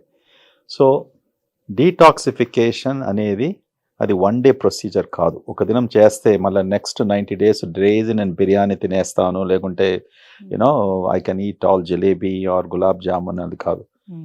It is everyday practice. ప్రతిరోజు మనం భోంచేసేది మన బిహేవియరు, మనం ఏం తీసుకుంటున్నాము, ఓకే, టాక్సిన్స్, యాంటీటాక్సిన్స్, సో అందుకొరకు ఏం చెప్తాం మనం, ఫ్రూట్స్ ఉన్నాయి, కొన్ని వెజిటబుల్స్ ఉన్నాయి, they are rich in antioxidants అంటాం. యాంటీ ఆక్సిడెంట్స్, ఈ యాంటీ ఆక్సిడెంట్స్ ఏం చేస్తుంది, ఇటువంటి టాక్సిన్ను నల్ చేస్తుంది, ఇటువంటి టాక్సిన్ను ప్యూరిఫై చేస్తుంది బాడీలో. Okay, so if you balance your diet, మనం తీసుకునే ఫ్రూట్సే కానీ వెజిటబుల్సే కానీ which are rich in antioxidants, తప్పకుండా మనం తీసుకున్నప్పటికీ ఈ టాక్సిన్స్ ఏవైతే మనతో ప్రొడ్యూస్ అవుతాయో అవి తగ్గుతాయి. దాంతో it will also protect your health. 1 time detoxification is humbug, and దాంతో ఏం మనకు లాభం లేదు, అనవసరంగా డబ్బు ఖర్చు పెట్టుకుంటున్నాం. దానివల్ల ఐ థింక్ వితౌట్ దాట్ సేవింగ్స్లో పెట్టుకొని తిరుపతి లేకుంటే ఇక తీర్థయాత్రలకో లేకుంటే వెకేషన్ పోతే బెటర్. ఓకే సార్, మనకి ప్రోబయోటిక్స్ కావాలి అని అంటే ఒకప్పుడు మన ఊర్లలో చూసేవాళ్ళం, నేను కూడా చూసాను ఆ బొమ్మ వాళ్ళ ఊర్లో. సో మంచిగా ఒక మట్టి కుండలో గంజన్నాన్ని పెట్టి దాన్ని పులియబెట్టడం అలాంటిది చేసేవారు. సో పులియబెట్టినటువంటి ఆహారాలు చాలా ఉండేవి. సో రాను రాను ఏంటంటే అది పూర్ పీపుల్ ఫుడ్, దాన్ని అవాయిడ్ చేయాలన్నట్టుగా దాన్ని పక్కకు పెట్టేశారు. ఇప్పుడు ప్రోబయోటిక్స్ కావాలంటే క్యాప్సూల్స్ రూపంలో వస్తున్నాయని అంటున్నారు, వాటిని తీసుకోమంటున్నారు. వీటిని ఏ రకంగా తీసుకోవచ్చు అంటారు, తీసుకోవచ్చా లేదా? అసలు నేను చెప్పేది గ్యాస్ట్రోంట్రాలజిస్ట్ నా స్పెషాలిటీ. ఓకే, అండ్ ఈ ప్రోబయాటిక్స్ ఇది $multi-billion బిజినెస్ అయింది ప్రపంచం అంతా కూడా. ఓకే, సో పేషెంట్స్ వచ్చి నన్ను అడుగుతూ ఉంటారు, డాక్టర్ గారు ఐఎమ్ టేకింగ్ దిస్ ప్రోబయాటిక్స్, ఇది మంచిదా కాదా, తీసుకోవాలనా లేదా, ఆల్ దట్ స్టఫ్. సో 20 ఏళ్ళ నుంచి 25 ఏళ్ళ నుంచి ప్రోబయాటిక్ గురించి రీసెర్చ్ జరుగుతుంది. ఎన్నో రకరకాల పబ్లికేషన్స్ కూడా వచ్చాయి. ఒకసారి మంచిది, అందరూ తీసుకోవచ్చు. ఒకసారి కేవలం ఈ జబ్బులున్న వారికి ప్రోబయాటిక్స్ మైట్ హెల్ప్. ఇంక కొన్ని పబ్లికేషన్స్లో ప్రోబయాటిక్స్ తీసుకున్నప్పటికీ హార్ము, నీకు ఫంగల్ ఇన్ఫెక్షన్స్ రావచ్చు, ఓకే, నీకు వేరే ప్రాబ్లమ్స్ రావచ్చు, please don't take probiotics unnecessary అంటాం. మీరు అన్నట్టు best probiotic in the world, cheapest probiotic is పెరుగు, అంతే కదా. రైస్, గంజి అన్నము లేకుంటే రాత్రి వండిన రైస్ రెఫ్రిజిరేటర్లో పెట్టుకున్న తర్వాత ఫర్మెంటేషన్ అవుతుంది. ఆ ఫర్మెంటేషన్ అయినప్పటికీ ఏమవుతుంది, అందులో కొన్ని బ్యాక్టీరియా ఓకే ఉంటుంది. ఆ బ్యాక్టీరియా చాలా హెల్ప్ఫుల్. అంతే, ఫర్మెంటేషన్ వలన ఫర్ ఎగ్జాంపుల్ పెరుగులో ఏముంది, లాక్టోబాసిలస్ అంటాం. Lactobacillus is a very good component of this probiotic capsules. ఇప్పుడు ప్రోబయాటిక్స్ మనం బయట ఫార్మసీస్లో అమ్మినప్పటికీ కూడా మేము ఏం చూస్తాము, అందులో ఏ బ్యాక్టీరియల్ స్పీసీస్ ఉంది. ఈ ప్రోబయాటిక్స్ డిఫరెంట్ బ్యాక్టీరియల్ కల్చర్స్తో తయారవుతాయి, అండ్ అందరికీ ఒకటే ప్రోబయాటిక్ హెల్ప్ కాదు. So we will look in to ఈ ప్రోబయాటిక్లో ఏ బ్యాక్టీరియల్ స్పీసీస్ ఉన్నాయి, ఈ పేషెంట్కు ఇప్పుడు సంబడి ఇన్ఫ్లామేటరీ బౌల్ డిసీజ్ అంటాం, అంటే గట్టుకు సంబంధించిన జబ్బులు. ఈ జబ్బుల్లో మేము బాగా ఆలోచిస్తూ పేషెంట్స్కు ప్రిస్క్రైబ్ చేస్తాం. ఈ డిసీజ్లో ఈ కాంపోజిషన్ ఉన్నప్పటికీ ఈ ప్రోబయాటిక్ బాగుంటుంది, తీసుకుంటే బెటర్ అనేసి. పర్సనలీ హెల్తీగా ఉన్నప్పటికీ నో ప్రోబయాటిక్ ఈజ్ నెసెసరీ. అంటే లాక్టో ఇంటాలరెన్స్ ఉండే వాళ్ళు ఇలా తీసుకోవచ్చా క్యాప్సూల్స్? లాక్టోజ్ ఇంటాలరెన్స్ ఉన్నప్పటికీ ఇప్పుడు లాక్టోజ్ ఫ్రీ మిల్క్ వచ్చింది, ఆల్టర్నేటివ్ మిల్క్ తీసుకోవచ్చు, దాంతో పెరుగు చేసుకోవచ్చు, ఆప్షన్స్ చాలా ఉన్నాయి. If necessary you can take Lactobacillus ఉన్న ప్రోబయాటిక్ తీసుకోండి. ఓకే, అది చేయడం కొద్దిగా కష్టం కానీ ఈజీగా మార్కెట్లో అవైలబుల్ ఉంది. అది ఎలా డైజెస్ట్ చేసుకుంటాము, మోర్ దెన్ మన ఫుడ్ ఆహారం డైజెషన్ కంటే ఎక్కువ ఇప్పుడు ప్రాబ్లం వచ్చింది information digestion. Information digestion is the biggest problem. దానికి నా దగ్గర ఏం మందు లేదు. ఇప్పుడు మీరు చెప్పారు పెరుగు తీసుకోమని చెప్పారు, కరెక్టే. మళ్ళీ అడుగుతారు ఇక్కడ పెరుగు కూడా ప్యాకెట్ లో వస్తుంది, రైస్ కూడా పాలిష్డ్ అయిపోయింది, నేను ఎలా తీసుకోవాలి దీన్ని, ఇది ఎలా నాకు హెల్ప్ అవుతుంది అని. అంటే పెరుగు వెస్టర్న్ కంట్రీస్లో ఎన్నో దశాల నుంచి పెరుగు డబ్బులలో వస్తుంది. బిగ్గెస్ట్ బ్రాండ్ అక్కడ డానన్ అంటాం. ఇప్పుడు అది కూడా ఇండియాలో కూడా అవైలబుల్ ఉంది. ఆ కంపెనీ ఇక్కడ కొలాబరేషన్తో కొన్ని డైరీ ఫార్మ్స్తో కూడా ఇండియాకు కూడా వచ్చింది. Danone is the very popular a grocery store Danone. వాళ్ళు డానన్ వాళ్ళు ఏం చేశారంటే చూడు, ఈ కమర్షియల్లో ప్రోబయాటిక్స్ ఎవరైతే ప్రొడ్యూస్ చేసి you know thousands of dollars millions of dollars సంపాదించుకున్నారు. అదే వీడు అనుకుంటున్నాడు నేను మంచిగా పెరుగు అమ్ముతున్నాను, ఓకే ఇది న్యాచురల్ ప్రోబయాటిక్, వీడు కమర్షియల్గా వచ్చేసి క్యాప్సూల్స్ అమ్మేసి వీడు ఇంత బిలియన్స్ కొట్టేస్తున్నాడు అనేసి. సో వాళ్ళు ఏం చేసుకున్నారు, వాళ్ళు ప్రోబయాటిక్ బిజినెస్ పోయారు. అంటే డానన్ ప్రోబయాటిక్ అనేసి మొదలు పెట్టారు. అంటే కన్వర్ట్ మార్కెటింగ్ గిమిక్. సేమ్ పెరుగును వాడు ప్రోబయాటిక్ అని పెట్టేశాడు, డానన్ ప్రోబయాటిక్. సో నువ్వు కస్టమర్ గా నువ్వు గ్రోసరీ స్టోర్ కు వెళ్ళినప్పుడు ప్రోబయాటిక్ ఇదో స్పెషల్ డానన్ ప్రోబయాటిక్, నువ్వు అన్నేళ్ళ వరకు అదే తీసుకుంటున్నావు. అది information overload, information indiscipline, okay, information misguidance. మీరు ప్రజలకు కన్వే చేసే ఏదే కానీ న్యూసే కానీ ఇన్ఫర్మేషనే కానీ హానెస్ట్ ఇన్ఫర్మేషన్ ఉంటే అందరు బాగుపడతారు. సో ఇప్పుడు మిల్క్ వచ్చేటప్పుడు కూడా ప్యాకెట్ పాలల్లో అసలు పోషకాలు ఏమైనా మిగిలి ఉంటున్నాయా, అందులో అవి తాగడం వల్ల ఏమైనా బెనిఫిట్ ఉంటుందా, పిల్లలకి ఇవ్వచ్చా? ఇప్పుడు అగైన్ ఇప్పుడు బిస్లరీ బాటిల్స్ అని చెప్పాను, ఓకే. సో మీ నమ్మకంతో ఇప్పుడు ఇండియాలో one of the largest dairy నాకు తెలిసిన మట్టుకు అమూల్. వాళ్ళు ఎన్నో ఇయర్స్ నుంచి ఆ బిజినెస్లో ఉన్నారు. సో ఆబ్వియస్లీ వీళ్ళు ఇన్ని రోజుల నుంచి బిజినెస్లో ఉన్నారు, వారి గురించి ఏమైనా చెడుగా ఏం వినలేదు, ఎవరు చనిపోలేదు అన్నప్పటికీ మనకు నమ్మకం ఉంటుంది. వాళ్ళు ఏమి చేసినా కూడా యాజ్ ఇండియన్స్ మిల్క్ ప్రోడక్ట్స్లో మనం చాలా వెనుకబడి ఉన్నాం, కరెక్ట్. ఇప్పుడు వెస్టర్న్ కంట్రీస్లో చీజ్, ఇప్పుడు ఆమ్స్టర్డాము, నెదర్లాండ్స్, జర్మనీ ఇవన్నీ కంట్రీస్ కూడా వాళ్ళు చీజ్ ఎలా చేయాలనేసి మిల్క్ నుంచి వాళ్ళు చక్కగా 1900s, 1800s cheese is very good. Especially మనకు వెజిటేరియన్స్కు ఎక్కువగా ప్రోటీను, ఇప్పుడు ఆ చీజ్ మన దగ్గర అవైలబుల్ ఉంటే ప్రోటీన్ చాలా ఇంపార్టెంట్ కదా. వయసు పెరుగుతుంటే కూడా ఇప్పుడు అంటున్నాం మనం ఈ కండరాలన్నీ మెల్ట్ అయిపోతాయి, వీక్నెస్ వచ్చేస్తుంది, తొందరగా చనిపోతాము. All this information which is coming, muscle strength ఎక్కువగా ఉండాలి, ఉన్నప్పటికీ ప్రోటీన్ కావాలి. ఇప్పుడు non vegetarian 3/4 of India are probably 80% of India is vegetarian. So ఎక్కడి నుంచి వస్తుంది ఎక్కువగా, అందుకు చాలా మంది సన్నగా ఉంటారు వాళ్ళు, ఎస్పెషలీ ఇఫ్ దేర్ ఆర్ వాళ్ళు ఎగ్స్ కూడా తినకుంటే లేకుంటే పెరుగు కూడా తీసుకోకుంటే. So there is no source of protein. So cheese is a very good form of protein. ఇప్పుడు మన దగ్గర చీజ్ అవైలబుల్ ఉంది, కానీ ఎంతమంది తీసుకుంటున్నారు అంటే ఇప్పుడు వచ్చే ప్రచారం కూడా మరి అదే జరుగుతుంది కదా సార్. చీజ్ కూడా అధిక మోతాదులో చీజ్ ఇలాంటివన్నీ, బట్టర్ తీసుకున్నా, చీజ్ తీసుకున్నా, సో కొవ్వు ఎక్కువగా పేరుకుపోతుంది, సో హార్ట్ ఇష్యూస్ వచ్చేస్తాయి, ఇవన్నీ చెప్తుండేటప్పుడు ఆటోమేటిక్ గా అవాయిడ్ చేసుకుంటూ వెళ్తున్నారు. రైట్. ఇప్పుడు అవన్నీ 1990s వరకు 2000 వరకు ఉండే. ఇప్పుడు American heart association 5-6 years 7 years back వచ్చి ఏం చెప్పింది, కొలెస్ట్రాల్ వలన గుండె జబ్బు రాదు అంటే కొద్దిగా మోడిఫికేషన్ ఆ స్టేట్మెంట్లో. Cholesterol is not the only thing గుండె జబ్బుకు కారణం అని చెప్పారు. మనం అంతవరకు మనకేం అర్థం ఉండే, కొలెస్ట్రాల్ ఎక్కువగా ఉన్నప్పటికీ మన రక్తనాళల్లో, గుండెకు పోయే రక్తనాళల్లో బ్లాకేజెస్ వచ్చేసి పేషెంట్స్కు హార్ట్ అటాక్స్ వస్తున్నాయి అన్నారు. మీరు చెప్పండి, ఇండియాలో 30 ఏళ్ళు 40 ఏళ్ళు ఎంతోమందికి హార్ట్ అటాక్స్ వస్తూ ఉంటాయి. మొత్తం ప్రపంచమంతా చూసుకుంటే ఇండియాలో ఎర్లీ ఆర్ యంగ్ ఏజ్లో ఏవైతే హార్ట్ అటాక్స్ వస్తాయి ఇంకెక్కడ కూడా రావు. ఎందువలన వస్తున్నాయి?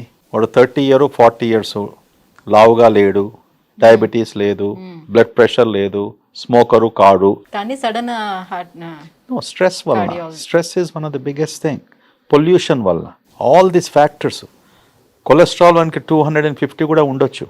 It's not necessary. సో ఏం చెప్తున్నానంటే దీని గురించి, మీరు అన్నట్టు చీజ్ అంతా బ్యాడ్ ఉండడం వల్లే వస్తుంది. ఇప్పుడు కొలెస్ట్రాల్ అనేది కాదు, ట్రైగ్లిసరైడ్స్ ఎక్కువగా. Triglycerides also a part of lipid system. ఎక్కువగా ట్రైగ్లిసరైడ్స్ ఎక్కువగా ఎప్పుడు పెడతారు? కార్బోహైడ్రేట్. మనం ఎంత తింటాం. ఓకే, మన డైట్ అంతే కదా, rich in this thing. Triglycerides, high triglycerides are equally bad or more bad. అది ఈజీగా సాల్వ్ చేసుకోవచ్చు కదా మనం. సాధారణంగా మనం in fact triglycerides are easy to manage than cholesterol. మనం కొద్దిగా ఆహారంలో చేంజ్ తెప్పించుకున్నప్పటికీ, ఎక్సర్సైజ్ చేసినప్పటికీ తప్పకుండా వితౌట్ మెడికేషన్ ట్రైగ్లిసరైడ్స్ తగ్గే అవకాశం ఉంటుంది. కానీ కొలెస్ట్రాల్ ప్రాబ్లం ఏంది? అందరికీ చెప్పినట్టు అందరికీ తెలుసు, ప్రజలకు కూడా 80 to 90% of the cholesterol we call endogenous cholesterol. అంటే మన బాడీలో తయారవుతుంది, మన ఆహారం వలన కాదు. సో కొంతమంది అంత స్ట్రిక్ట్గా ఉన్నప్పుడు కూడా కొలెస్ట్రాల్ ఎక్కువగా ఎందుకు ఉంటుందంటే, జెనెటికలీ ఆ cholesterol they are making more. దానికి అన్ని థియరీస్ ఉన్నాయి. ఇప్పుడు ప్రజలు అర్థం చేసుకోవడానికి కష్టం అవుతుంది. ప్రజల్లో ఎక్కువగా కొలెస్ట్రాల్ ఉన్నప్పటికీ most of this is genetically mediated. So ఇటువంటి పేషెంట్స్కు ఇంకా జాగ్రత్త పడాలి. డైట్లో పుష్టంగా డైలీ మంచిగా ఒక చెంచాలు ఘీ ప్రతి మీల్లో మీరు తీసుకోండి. There is no problem according to the new research. So anything మనం మోడరేషన్లో చేసినప్పటికీ, ఇప్పుడు బాగా లావుగా ఉన్నాడు ఒక అతను, 150 కిలోలు ఉన్నాడు. ఇటువంటి వాళ్ళు డైలీ ఘీ తీసుకొని, లేకుంటే డైలీ చీజ్ తీసుకొని, డైలీ స్వీట్స్ తీసుకున్నప్పటికీ there is a problem. Otherwise cheese is a very good protein. Vegetarians have to realise, vegetarians అర్థం చేసుకోవాలి. చీజ్ ఎలా తయారవుతుంది? Condense milk. యా, ఇంత మిల్క్ మనం త్రాగేది బదులు you can eating this nice pieces of cheese and చాలా టేస్టీ.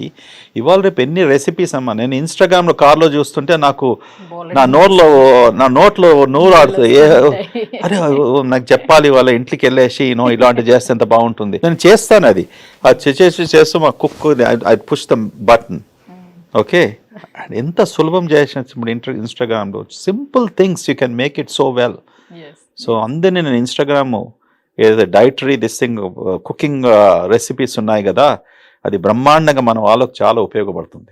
సార్ ఇప్పుడు మరి యోగర్ట్ మంచిదని చెప్తున్నారు, కానీ ఆ యోగర్ట్ తో పాటు ఈ మధ్యన చాలా రకాల ఫ్రూట్స్ ని మిక్స్ చేసి కూడా మనకి వస్తున్నాయి, ఆ ఫ్లేవర్స్ లో కూడా వస్తున్నాయి కదా.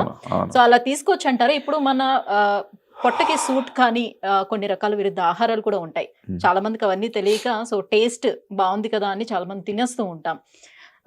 జస్ట్ లైక్ ఇప్పుడు మన షడ్రుచులతో ఒక మంచిగా వేడివేడిగా భోజనం తిన్నాం సార్. లాస్ట్ లో మన పెద్దలు చెప్తూ ఉంటారు, ఏదైనా ఒక స్వీట్ ఐటమ్ లాస్ట్ లో తినాలి అని చెప్తుంటారు. సో ఆ స్వీట్ ఐటమ్ ని మనం పక్కన పెట్టేసి చల్లగా ఉండేటటువంటి ఒక ఐస్ క్రీమ్ తెచ్చుకొచ్చి లాస్ట్ ఫినిషింగ్ టచ్ ఇస్తాం. సో ఇంత వేడి ఆహారం తినిన తర్వాత లాస్ట్ లోని చల్లగా ఈ ఐస్ క్రీమ్ తింటే ఏమైనా అది విరుద్ధ ఆహారమా? అలా తీసుకోవచ్చా, తీసుకోకూడదా? అబ్సల్యూట్లీ ఏం ప్రాబ్లం లేదు. ఫ్రూట్ మాత్రం బోన్ చేసిన తర్వాత తీసుకోకుంటే బెటర్. గివ్ సమ్ గ్యాప్ అంటాం. ఫ్రూట్ ఈటింగ్, ఫ్రూట్ తీసుకున్నప్పటికీ ఇదొక సైంటిఫిక్ పబ్లికేషన్. మళ్ళీ రేపు వచ్చేసి కొత్తగా పబ్లిష్ చేయొచ్చు అని తెలియదు నాకు.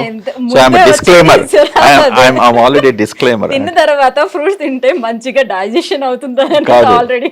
It's not. ఎందుకంటే మనం ఎందుకు ఫ్రూట్స్ తీసుకుంటున్నాం? నాట్ బికాస్ స్వీట్ టేస్ట్ కొరకు.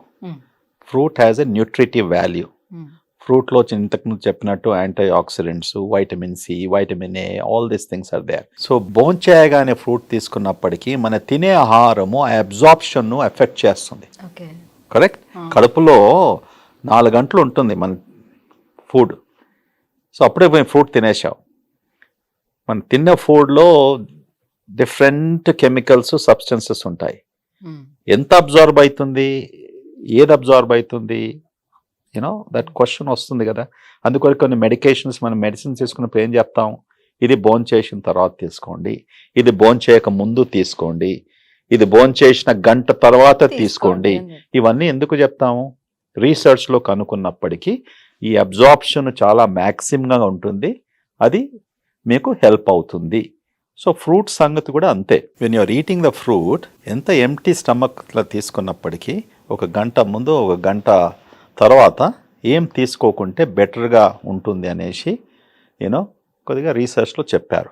అందుకొరకే నేను డైలీ మార్నింగ్ నా బ్రేక్ఫాస్ట్ అంతా కూడా మంచి ఫ్రూట్, మిక్స్డ్ ఫ్రూట్ బౌల్. నేను దాని ముందు దోశ తినను, దాని తర్వాత ఇడ్లీ తినను, దాని తర్వాత ఐ వాంట్ గివ్ మా స్టమక్ స్పేస్ ఇచ్చేసి let this fruit completely get absorbed. నేనేం పాటిస్తాను, నేను డైలీ ఉదయము యాంటీ ఆక్సిడెంట్ జ్యూస్ అనేసి ఇంట్లో బ్లెండర్లో కేలు, సెలరీ, కివీ ఫ్రూటు వేసుకొని గ్లాస్లో గ్రీన్ బాటిల్, అది గ్రీన్గా ఉంటుంది.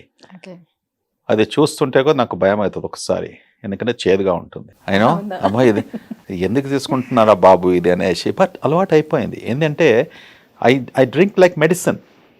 సో ఎవ్రీథింగ్ మనం ప్రతిదీ భోంచేసిన ఆహారము, ప్రతిదీ తీసుకునేది అది కేవలం టేస్టీగా ఉండాలని మనం ఆ ఉద్దేశం పెట్టుకోకూడదు.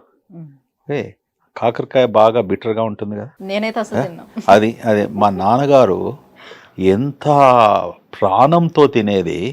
ఆయనకు వారంలో 2 సార్లు కాకరకాయ లేనిది భోజనము పోయేది కాదు. అదే నేను అస్సలు కాకరకాయ అంటే కోపం వచ్చేది. ఎంత బిటర్గా ఎలా తింటారు. ఇప్పుడు తింటాను అప్పుడప్పుడు, ఎప్పుడో ఒకసారి. See what is bitter to somebody is sweeter to you, what is sweet to you is bitter to somebody. But మా నాన్నగారు ఆయనకి ఇవన్నీ వెజిటబుల్స్ గురించి, ఎందుకంటే ఈ వాజ్ వాళ్ళందరూ బాగా గీత, సంస్కృతం ఇవన్నీ టీవీ వాళ్ళు చదివేది, చూసేది అండ్ స్ట్రిక్ట్గా ఫాలో అయ్యేది. స్ట్రిక్ట్గా ఫాలో అయినప్పటికీ నాకు ఆ బిట్టర్ టేస్ట్ ఎందుకనేసి చిన్నపిల్లని why do want eat this మా అమ్మగారు మంచిగా చికెన్ వండి పెట్టేస్తారు, తీసుకుంటాను. But it's very good. కాకరకాయ is bitter. Later in life ఇవన్నీ జబ్బులు వచ్చేటికి అన్ని డబ్బంతా ఖర్చు పెట్టే బదులు, so try something which is bitter that doesn't taste well. There is nothing wrong with this. Correct? Yes. Yeah, life is not one even platform. So you should treat your body also like that. Some things you put in there like medicine. ఇప్పుడు exercise చేసినా కూడా నేను అదే చెప్తాను పేషెంట్స్కు. Okay, మీరు you make a decision. Obesity, weight పెరిగేసి, heart జబ్బు వచ్చేసి, బైపాస్ సర్జరీ, స్టెంట్ చేసుకొని, ఇన్ని లక్షలు ఖర్చు పెట్టుకొని, ఫ్యామిలీ అంతా కాంప్రమైజ్ చేసుకొని అది చేసుకుంటావా, లేకుంటే 20 నిమిషాలు అరగంట నువ్వు ఎక్సర్సైజ్ చేసి ట్రెడ్మిల్లో 15 నిమిషాలు చేసుకుంటావా? ఓకే, హాస్పిటల్లో కూడా మీరు జిమ్ పెట్టారంట. అసలు హాస్పిటల్స్ లోని జిమ్స్ అని చూడలేదు. అవును, అది జిమ్ ఎవరి కొరకు పెట్టానంటే నా కొరకు పెట్టుకోలేదు. ఓకే, మా ఎంప్లాయీ వెల్ఫేర్ కొరకు పెట్టుకున్నాం. అందరూ హెల్తీగా ఉండాలి. ఓకే, నర్సెసే కానీ నీకు ఈ అవకాశం ఉంది. వర్క్ తర్వాత నేను ఎప్పుడు ఏ ఫ్లోర్లోకి పోయినప్పుడు నర్సెస్ను ఫస్ట్ అడుగుతాను, did you eat, did you drink water, మీ బ్రేక్ఫాస్ట్కి వాళ్ళ ఏం తిన్నారు. కొంతమంది అడిగేస్తాను. సి వాళ్ళు చిన్న వయసులో పనిచేస్తున్నారు, అమ్మ నాన్నని విడిచిపెట్టేసి ఒక సిటీకి వస్తున్నారు.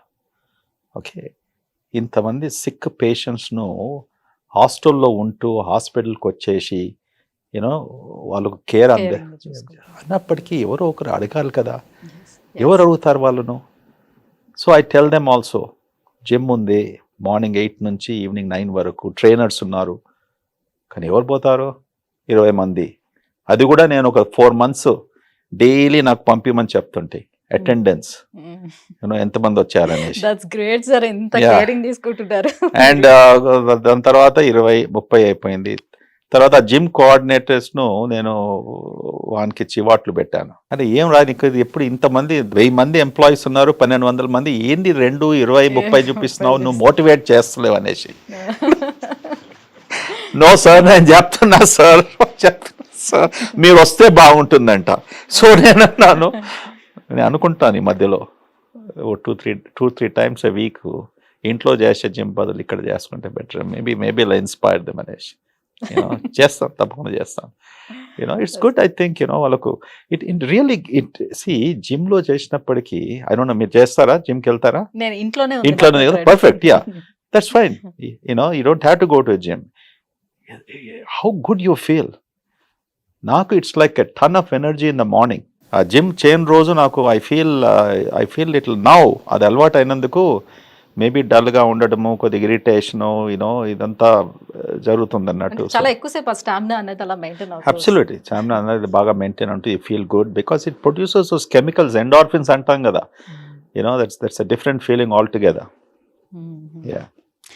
యా సార్, చాలా మందికి ఒక రోజు మోషన్ రాలేదు అని అంటే, సో నాకు కాన్స్టిపేషన్ ప్రాబ్లం వచ్చేసిందేమో, నేను ఐబిఎస్ ప్రాబ్లం వచ్చిందేమో, ఇలా టెన్స్ అయిపోతూ ఉంటారు. సో ఇటీవల కాలం మనం చూసుకున్నా కూడా ఐబిడి యువతలోనే ఎక్కువగా కనిపిస్తుందని చెప్తున్నారు. సో ఐబిఎస్ కన్నా ఐబిడి ఎంత ప్రమాదం, ఎంత serious? IBD is a real disease. Okay, IBD అనగా ఇన్ఫ్లామేటరీ బౌల్ డిసీజ్ అంటాం. ఈ మధ్యలో అంటే 10-20 ఇయర్స్ నుంచి మనం ఎక్కువగా డయాగ్నోస్ చేయబడుతుంది. ఎందుకంటే ఈ టెక్నాలజీ, ప్రొసీజర్సు, ఎండాస్కోపీసు, కొలనాస్కోపీస్ ఇవన్నీ కూడా ఇండియా అంతటా కూడా మేజర్ సిటీస్లో అవైలబుల్ ఉన్నాయి. సో ఈ డిసీజు మనం కేవలం వెస్టర్న్ డిసీజ్ అనుకున్నాం, కేవలం యూరోప్, అమెరికా లాంటి దేశంలో ఉండేది, ఎస్పెషల్లీ జూయిష్ పాపులేషన్లో ఎక్కువగా ఉండేది అనేసి మేము చదువుకున్నప్పుడు మా పుస్తకాల్లో అది రాసి పెట్టారు. ఇండియన్స్కి ఎందుకు వస్తుంది ఈ డిసీజు, ఓన్లీ వెస్టర్న్ డిసీజు. అట్లా చాలామందికి మనం అన్యాయం చేశాం మన దేశంలో. ఇది మన దేశంలో ఉండదు, ఇట్స్ ఇంపాసిబుల్. ఇవన్నీ ఎందుకన్నామంటే మనకు సిటీ స్కాన్లు, ఎంఆర్ఐలు, బ్లడ్ టెస్ట్లు, సాఫిస్టికేటెడ్ అడ్వాన్స్డ్ డయాగ్నాస్టిక్ టూల్స్ లేకపోయేది. అందులో డాక్టర్స్ కూడా ఈ సూపర్ స్పెషలిస్ట్ ఉన్నప్పటికీ 1990s, 80s ఎక్కడున్నారు? మొత్తం ఇండియా అంటే చూస్తే కూడా ఒక ఫ్యూ డజన్ గ్యాస్ట్రెంట్రాలజిస్ట్ ఇంత పెద్ద పాపులేషన్కు. సో మనం డయాగ్నోసిస్ చేయకపోయినప్పటికీ అది లేదు అనేసి స్ట్రాంగ్గా చెప్పడము అదొక మన ఇండియన్ కల్చర్. ఇది ఓన్లీ వెస్టర్న్స్ వాళ్ళకి వస్తుంది, మన దగ్గర లేదనేసి. ఇప్పుడేమంటున్నాం, ఇది అమెరికన్స్ చెప్పారు మనకు 6-7 సంవత్సరాల క్రితం. ఏం చెప్పారంటే India is the only country in the world, ప్రపంచమంతా కూడా భారతదేశం ఒకటే దేశం where IBD is equivalent to Americans. అంటే అమెరికాలో ఎంతకు వస్తుందో ఈ జబ్బు, ఇండియన్స్ కూడా అదే పర్సెంటేజ్లో, అదే ఫ్రీక్వెన్సీలో వస్తుంది. దానికి ఒక థియరీ వాళ్ళు ఇచ్చారు, థియరీ చెప్పారు, ఆ ఎడిటోరియల్ రాశారు.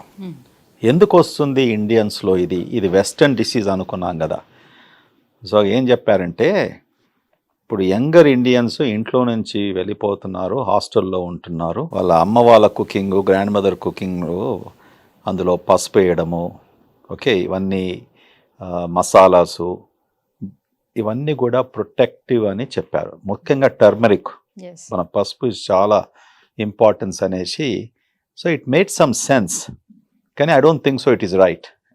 అది నిజం కాదు అని అనుకుంటాను. కొద్ది వరకు నిజంగా ఉండొచ్చు. Something else is causing. ఇప్పుడు ఐబిడి ఎందుకు వస్తుంది? గట్ మైక్రోబయోమ్లో చేంజ్ అయినప్పటికీ, అది ప్రూవెన్. ఇప్పుడు ఆఫ్టర్ 50, 60, 70 ఇయర్స్ ఆఫ్ రీసెర్చ్ ఒక కంక్లూషన్కి వచ్చాం. ఐబిడి రావడము, మైక్రోబయోమ్ చేంజ్ కావడము, ఇమ్యూన్ సిస్టంలో మార్పు తీసుకురావడం వలన మనం ఐబిడికి గురి అవుతాం, అంటే ఐబిడి వస్తుంది. ఈ ఐబిడి అంతా ముందేమైంది, టీబీ అని డయాగ్నోస్ చేసేవాళ్ళు. ఎస్, ఇవన్నీ ప్రొసీజర్స్ లేనప్పటికీ డాక్టర్సు ఇది టీబీ, ఇంటెస్టైన్స్లో టీబీ, వాళ్ళకు 9 నెలలు పాపము టీబీ ట్రీట్మెంట్ ఇచ్చేవారు. క్రోన్స్ డిసీజ్ అనేసి. ఎందుకంటే ఈ టెస్ట్ లేకుండే, ఈ సాఫిస్టికేటెడ్ పీసీఆర్ టెస్ట్ అనేసి ఇవన్నీ కూడా మనకు టీబీ కనుక్కోవడానికి లేకున్నప్పటికీ కూడా ఎంపెరికలీ, అంటే ఇలా ఉన్నప్పటికీ ఇది టీబీ అనేసి ట్రీట్ చేసేవాళ్ళు. పిల్లల్లో వస్తుంది కాన్స్టిపేషన్ అంటే మేజర్గా అది పెద్దగా వాళ్ళ మీద కాన్సన్ట్రేట్ చేయకపోవడం వల్ల, లేకపోతే వాళ్ళు దానికి అంత టైం ఇవ్వకపోవడం వల్ల ఎలా రావచ్చు పిల్లల్లో? పిల్లల్లో చిన్న పిల్లల్లో వచ్చే కాన్స్టిపేషన్ దానికి ఎన్నో రీజన్స్ ఉన్నాయి. ముఖ్యంగా అది ఫ్యామిలీస్లో ఉన్నప్పటికీ కూడా పిల్లలు కూడా వచ్చే అవకాశం ఉంటుంది. ఓకే. రెండవది పిల్లల డైట్ ప్రకారం కూడా ఇది చాలా ఇంపార్టెంట్. సాధారణంగా చిన్నపిల్లలు వెజిటబుల్స్ ఎక్కువ తీసుకోరు, ఎస్పెషలీ మోడర్న్ కల్చర్లో ఫాస్ట్ ఫుడ్ కల్చరు. యూనో నేను గ్యారంటీగా మీకు ఇస్తాను, ఎంతమంది ఫ్యామిలీస్లో middle school high school students మంచిగా కూర్చొని ఒక వెజిటబుల్ కర్రీ లేకుంటే మన దాలు ఇవన్నీ తీసుకుంటారు. చాలా తక్కువైపోయింది ఈ ఫాస్ట్ ఫుడ్ కల్చర్లో, చాలా తక్కువైపోయింది. 4 times నాన్ వెజ్ ఉంటుంది. రైట్. అండ్ చిన్న పిల్లల్లో అంటే 1 year 2 yearsలో కొన్ని డిసీజెస్ కూడా ఉన్నాయి. సో అది రూల్ అవుట్ చేయాలి.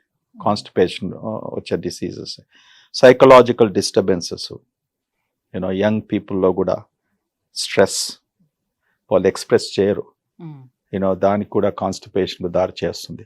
సో ఇవన్నీ కూడా డిఫరెంట్ సిచ్యువేషన్స్లో ఇటువంటి వచ్చే అవకాశం ఉంటుంది. అది ప్రాపర్గా డయాగ్నోస్ చేసుకొని ఇది కేవలం డైట్ వలన అయితే అది very simply you can solve it and help the patients.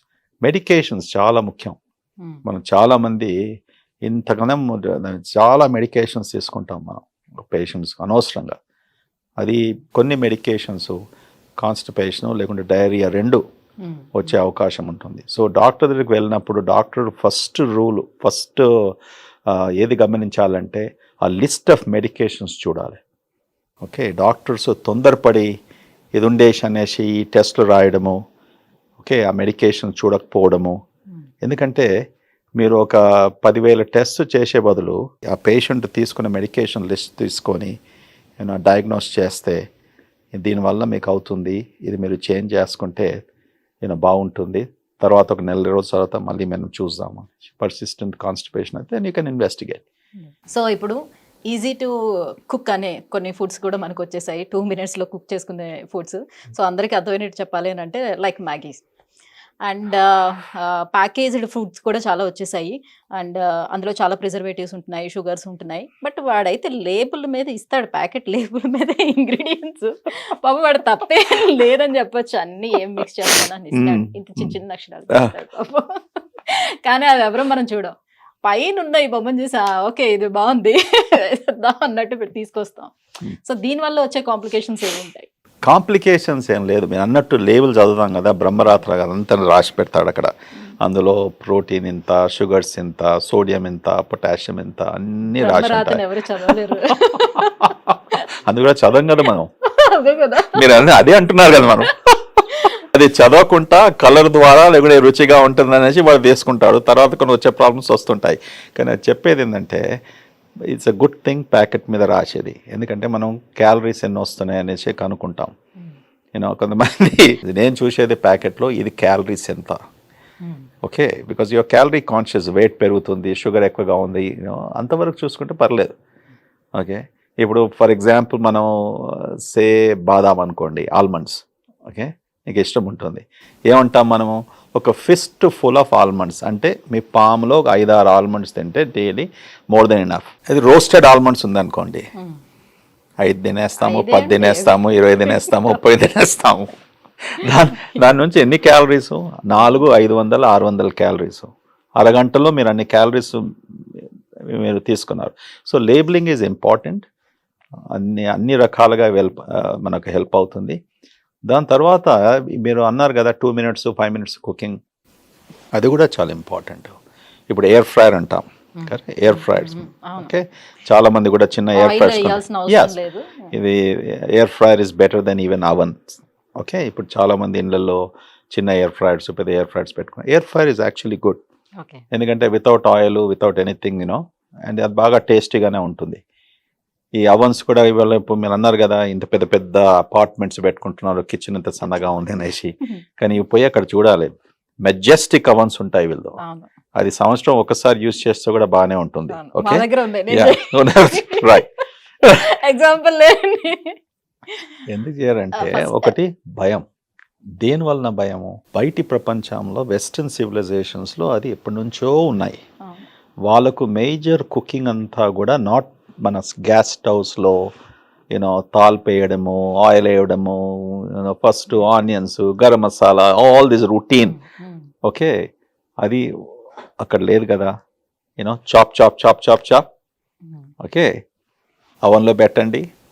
Here is the casserole, here is the meat loaf. Okay, and nice meal. మన దగ్గర కూడా ఇప్పుడు అవన్స్ పెట్టుకున్నందుకు, ఎయిర్ ఫ్రైయర్స్ ఉన్నందుకు ఆ లేబుల్ మీద ఇన్స్ట్రక్షన్స్ ఉంటాయి. Okay. Keep it for 5 minutes or keep it for 4 minutes. లేకుంటే 5 minutes 3 minutes తర్వాత దాన్ని మళ్ళీ అందులో ఇది తిప్పేయండి. So the other side also gets warmer whatever you're keeping in the food. That is very important. మీకు చెప్పాలంటే నిన్నే ఇన్స్టాగ్రామ్లో air fryer different dishes temperatures పెట్టాడు. అరే ఇది బ్రహ్మాండంగా ఉంది, ఇది నాకు ఒక లివర్ డిసీజ్ ఫార్ములాగా ఉంది, ఇది జ్ఞాపకం పెట్టుకోవాలంటే నేను నోట్స్లో పెట్టుకుంటాను అనేసి ఇమీడియట్లీ మా ఇంట్లో ఉన్న పని వానికి పంపించేశాను. అరే ఇది ప్రింట్ చేసుకొని కిచెన్ డ్రాలో పెట్టుకొని రా, యూనో. లేకుంటే అస్తమానం వాడు సమోసాని ఎయిర్ ఫ్రైర్ చేస్తుంటే ఎన్ని నిమిషాలు పెట్టాలి వాళ్ళకి ఏం తెలుసు? వీళ్ళందరూ చదువుకునే వాళ్ళు కారు. We are dependent upon them. Okay, so అది చాలా ముఖ్యం. వన్ ఈస్ క్యాలరీస్, షుగరు, ఈ కంటెంట్, దాని తప్ప ఇంకేం వేరే ఎక్కువ చూసేది అక్కర్లేదు. రెండోది ఎలా కుక్ చేయాలి. లేకుంటే ఇవన్నీ తీసుకొచ్చేసి సరిగ్గా టెంపరేచర్లో మీరు పెట్టుకొని కుక్ చేయకుంటే it won't taste well. Okay, అది కేవలం ఒక నిమాయిష్ కొరకు ఉండిపోతుంది. మీరు అన్నట్టు మీ ఇంట్లో మంచి అవన్ ఉంది కదా, యూనో. సో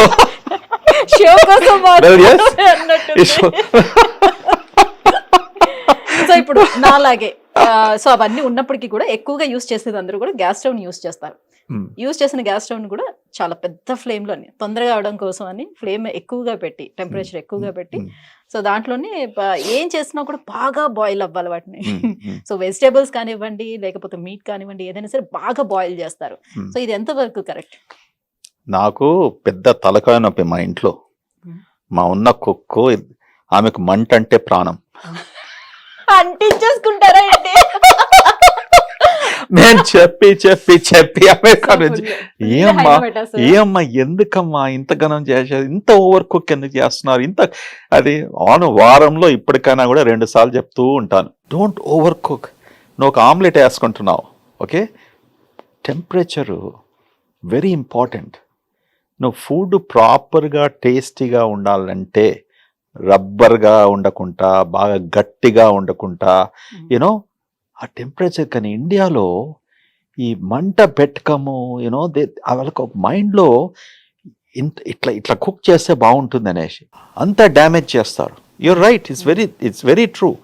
వాళ్ళకు మైండ్లో ఒకటి ఉంటుంది, అది ఎక్కువగా మంట పెడితే అందులో ఉన్న ఇన్ఫెక్షన్, బ్యాక్టీరియా ఇదంతా కూడా మనం మంచిగా వాష్ చేసుకొని, ఇది వాళ్ళకు ట్రైనింగ్ ఇవ్వాలి. పాపం ఎడ్యుకేషన్ లేనప్పటికీ, అలవాటు లేనప్పటికీ, యూనో వాళ్ళు ఒక కల్చర్లో పెరిగారు. ఓకే, వాళ్ళు అవన్ ఎప్పుడు చూశారు? అసలు ఉన్న వాళ్ళకే అవన్ ఎలా యూజ్ చేయాలో తెలియదు. చాలా ఇంపార్టెంట్. మీరు అవన్ అంటున్నారు, అది సైన్స్ ఇన్ ఇట్ సెల్ఫ్. ఒక 5 నిమిషాలు అటు పెట్టు, మీరు కోఫ్తాలు పెట్టుకోండి అందులో, ఆర్ కేక్స్ చూడండి. Okay, if you don't know the temperature, మాడి మసాలా అయిపోతుంది, లేకుంటే అండర్ కుక్ అయిపోతుంది, లేకుంటే మీరు పెట్టే వారికి మీ ఇంటికి నెక్స్ట్ టైం ఎవరు రారు. But oven is very good to reheat the food. మనం చేసినప్పటికీ ట్రెడిషనల్గా ఏం చేస్తాం, మళ్ళీ గ్యాస్ స్టవ్లో వార్మ్ చేసేవాళ్ళం. ఇప్పుడు టైంలో ఇండియాలో ఇంకా అదే జరుగుతుంది కదా. But your oven is very helpful, you know, if you want to reheat. Sir మీరు రీహీట్ గురించి చెప్పారంటే ఇప్పుడు అందరు ఫ్రిడ్జ్ లో తోసేసుకొని మళ్ళీ తీసుకొచ్చి రీహీట్ చేసి అంటున్నారు కదా తినే. రీహీటింగ్ ఇస్ ఆల్సో బ్యాడ్ అని ఒక సైన్స్ ఉంది. But there is nothing wrong. రెఫ్రిజిరేటర్లు ఎందుకున్నాయి?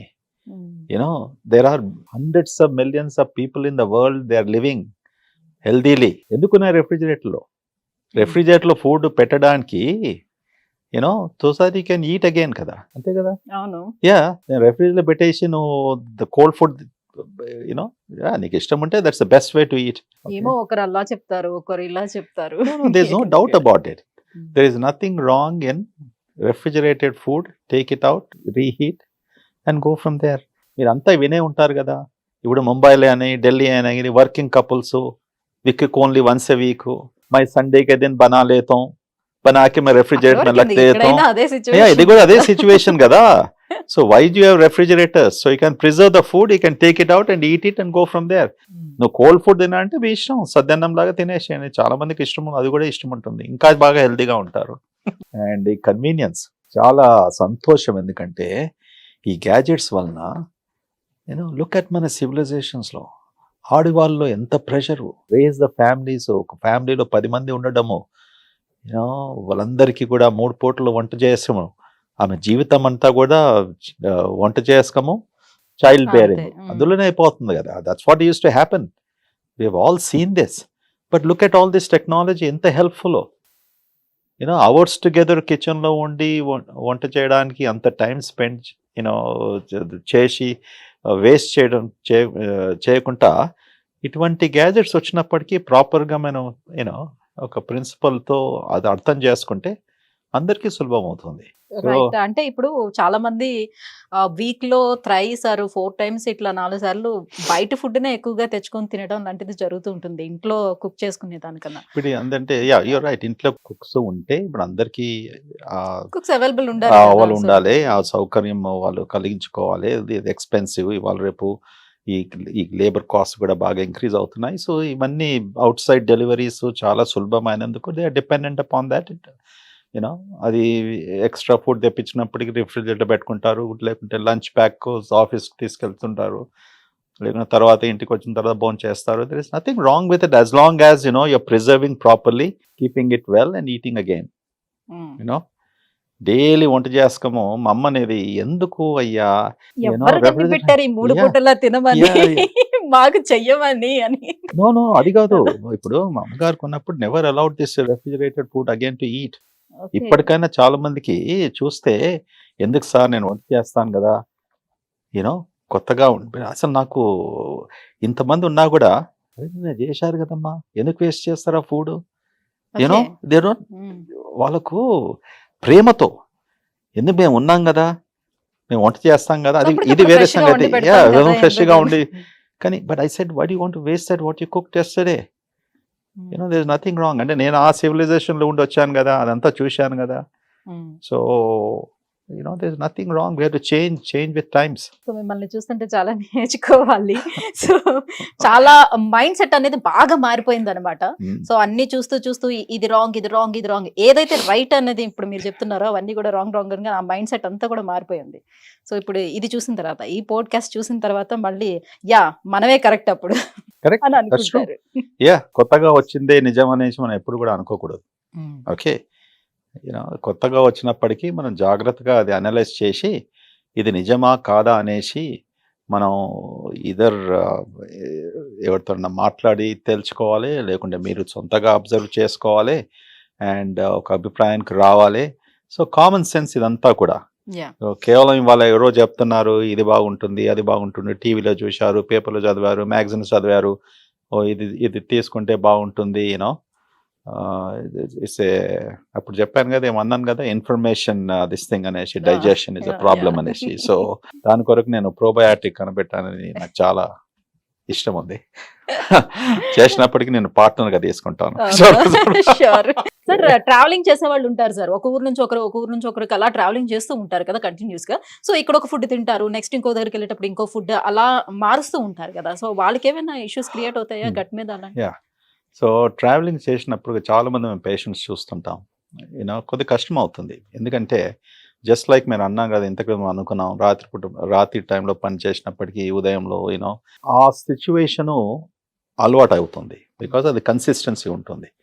You're working for 3 to 4 months, లేకుంటే వారంలో 4-5 రోజులు నైట్లో చేస్తున్నావు, తర్వాత కానీ ట్రావెలింగ్లో 2 days 3 days ఈ షార్ట్ ట్రావెల్స్లో బాగా డిస్టర్బెన్స్ అవుతుంది. మీరు ఎక్కడ భోజనం చేస్తున్నారు, టైమ్లీ మీల్స్ లేకపోవడము, ఓకే, ఎస్పెషల్లీ మీకు డయాబెటీస్ ఇటువంటి ప్రాబ్లమ్స్ ఉన్నప్పటికీ. సో మీరు ఆ డిపెండెన్సీ మీకు ఏముంటుందో మీకు చాయిస్ ఉంటుంది. సో చాలామంది దాని గురించి కంప్లైంట్ చేస్తారు, నాకు ఇది తీసుకున్నప్పటికీ అంత బ్లోటింగ్ అవుతుంది, లేకుంటే మాకు బాగా ఎక్కువగా బెల్చింగ్స్, వేపులు, గ్యాస్ పోవడము, అన్కంఫర్టబుల్నెస్, లేకుంటే మసిల్ ఏక్స్, స్ట్రెస్, హెడేక్స్. మనం కేవలము ఆహారము కేవలం గట్ ప్రాబ్లమ్స్ కాదు, beyond gut, okay, systemic problems కూడా, అనగా మన మెంటల్ స్టేటు, ఓకే, మన ఫెటీగ్, టైర్డ్నెస్, స్లీప్లో చేంజ్ రావడము, యూనో ఎమోషనల్ స్టేట్లో చేంజ్ కావడము, యూనో ఇవన్నీ కూడా ఎఫెక్ట్ అవుతుంది.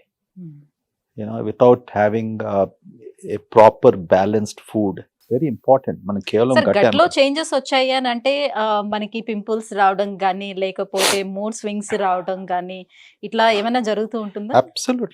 అబ్సల్యూట్లీ. ఇప్పుడు అందరూ everything is not the brain, all situated in that belly.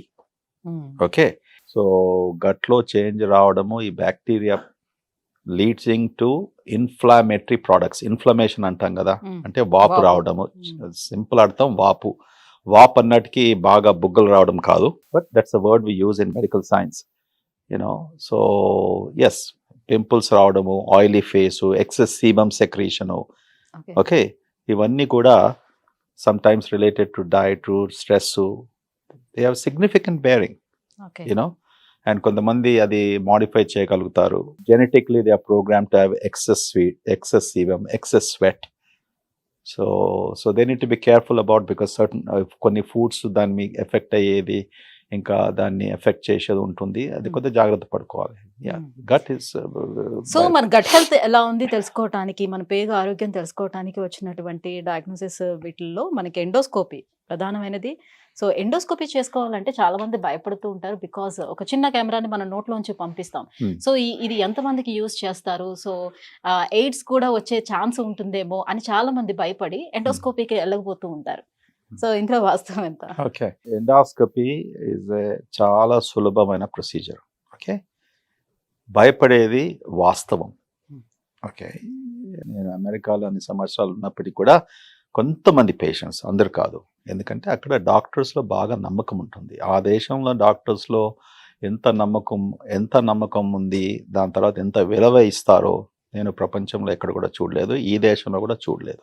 Okay, endoscopy కొరకు అది నిజమే, కానీ డాక్టరు ఎక్స్ప్లెయిన్ చేసి పేషెంట్ను బాగా కాన్ఫిడెన్స్లో తీసుకొని, అమ్మా అయ్యా, యూనో ఇది మేము మత్తు మంది ఇస్తాం, కేవలం ఒక 15-20 నిమిషాలు అవుతుంది, అస్సలు మీకు తెలియదు.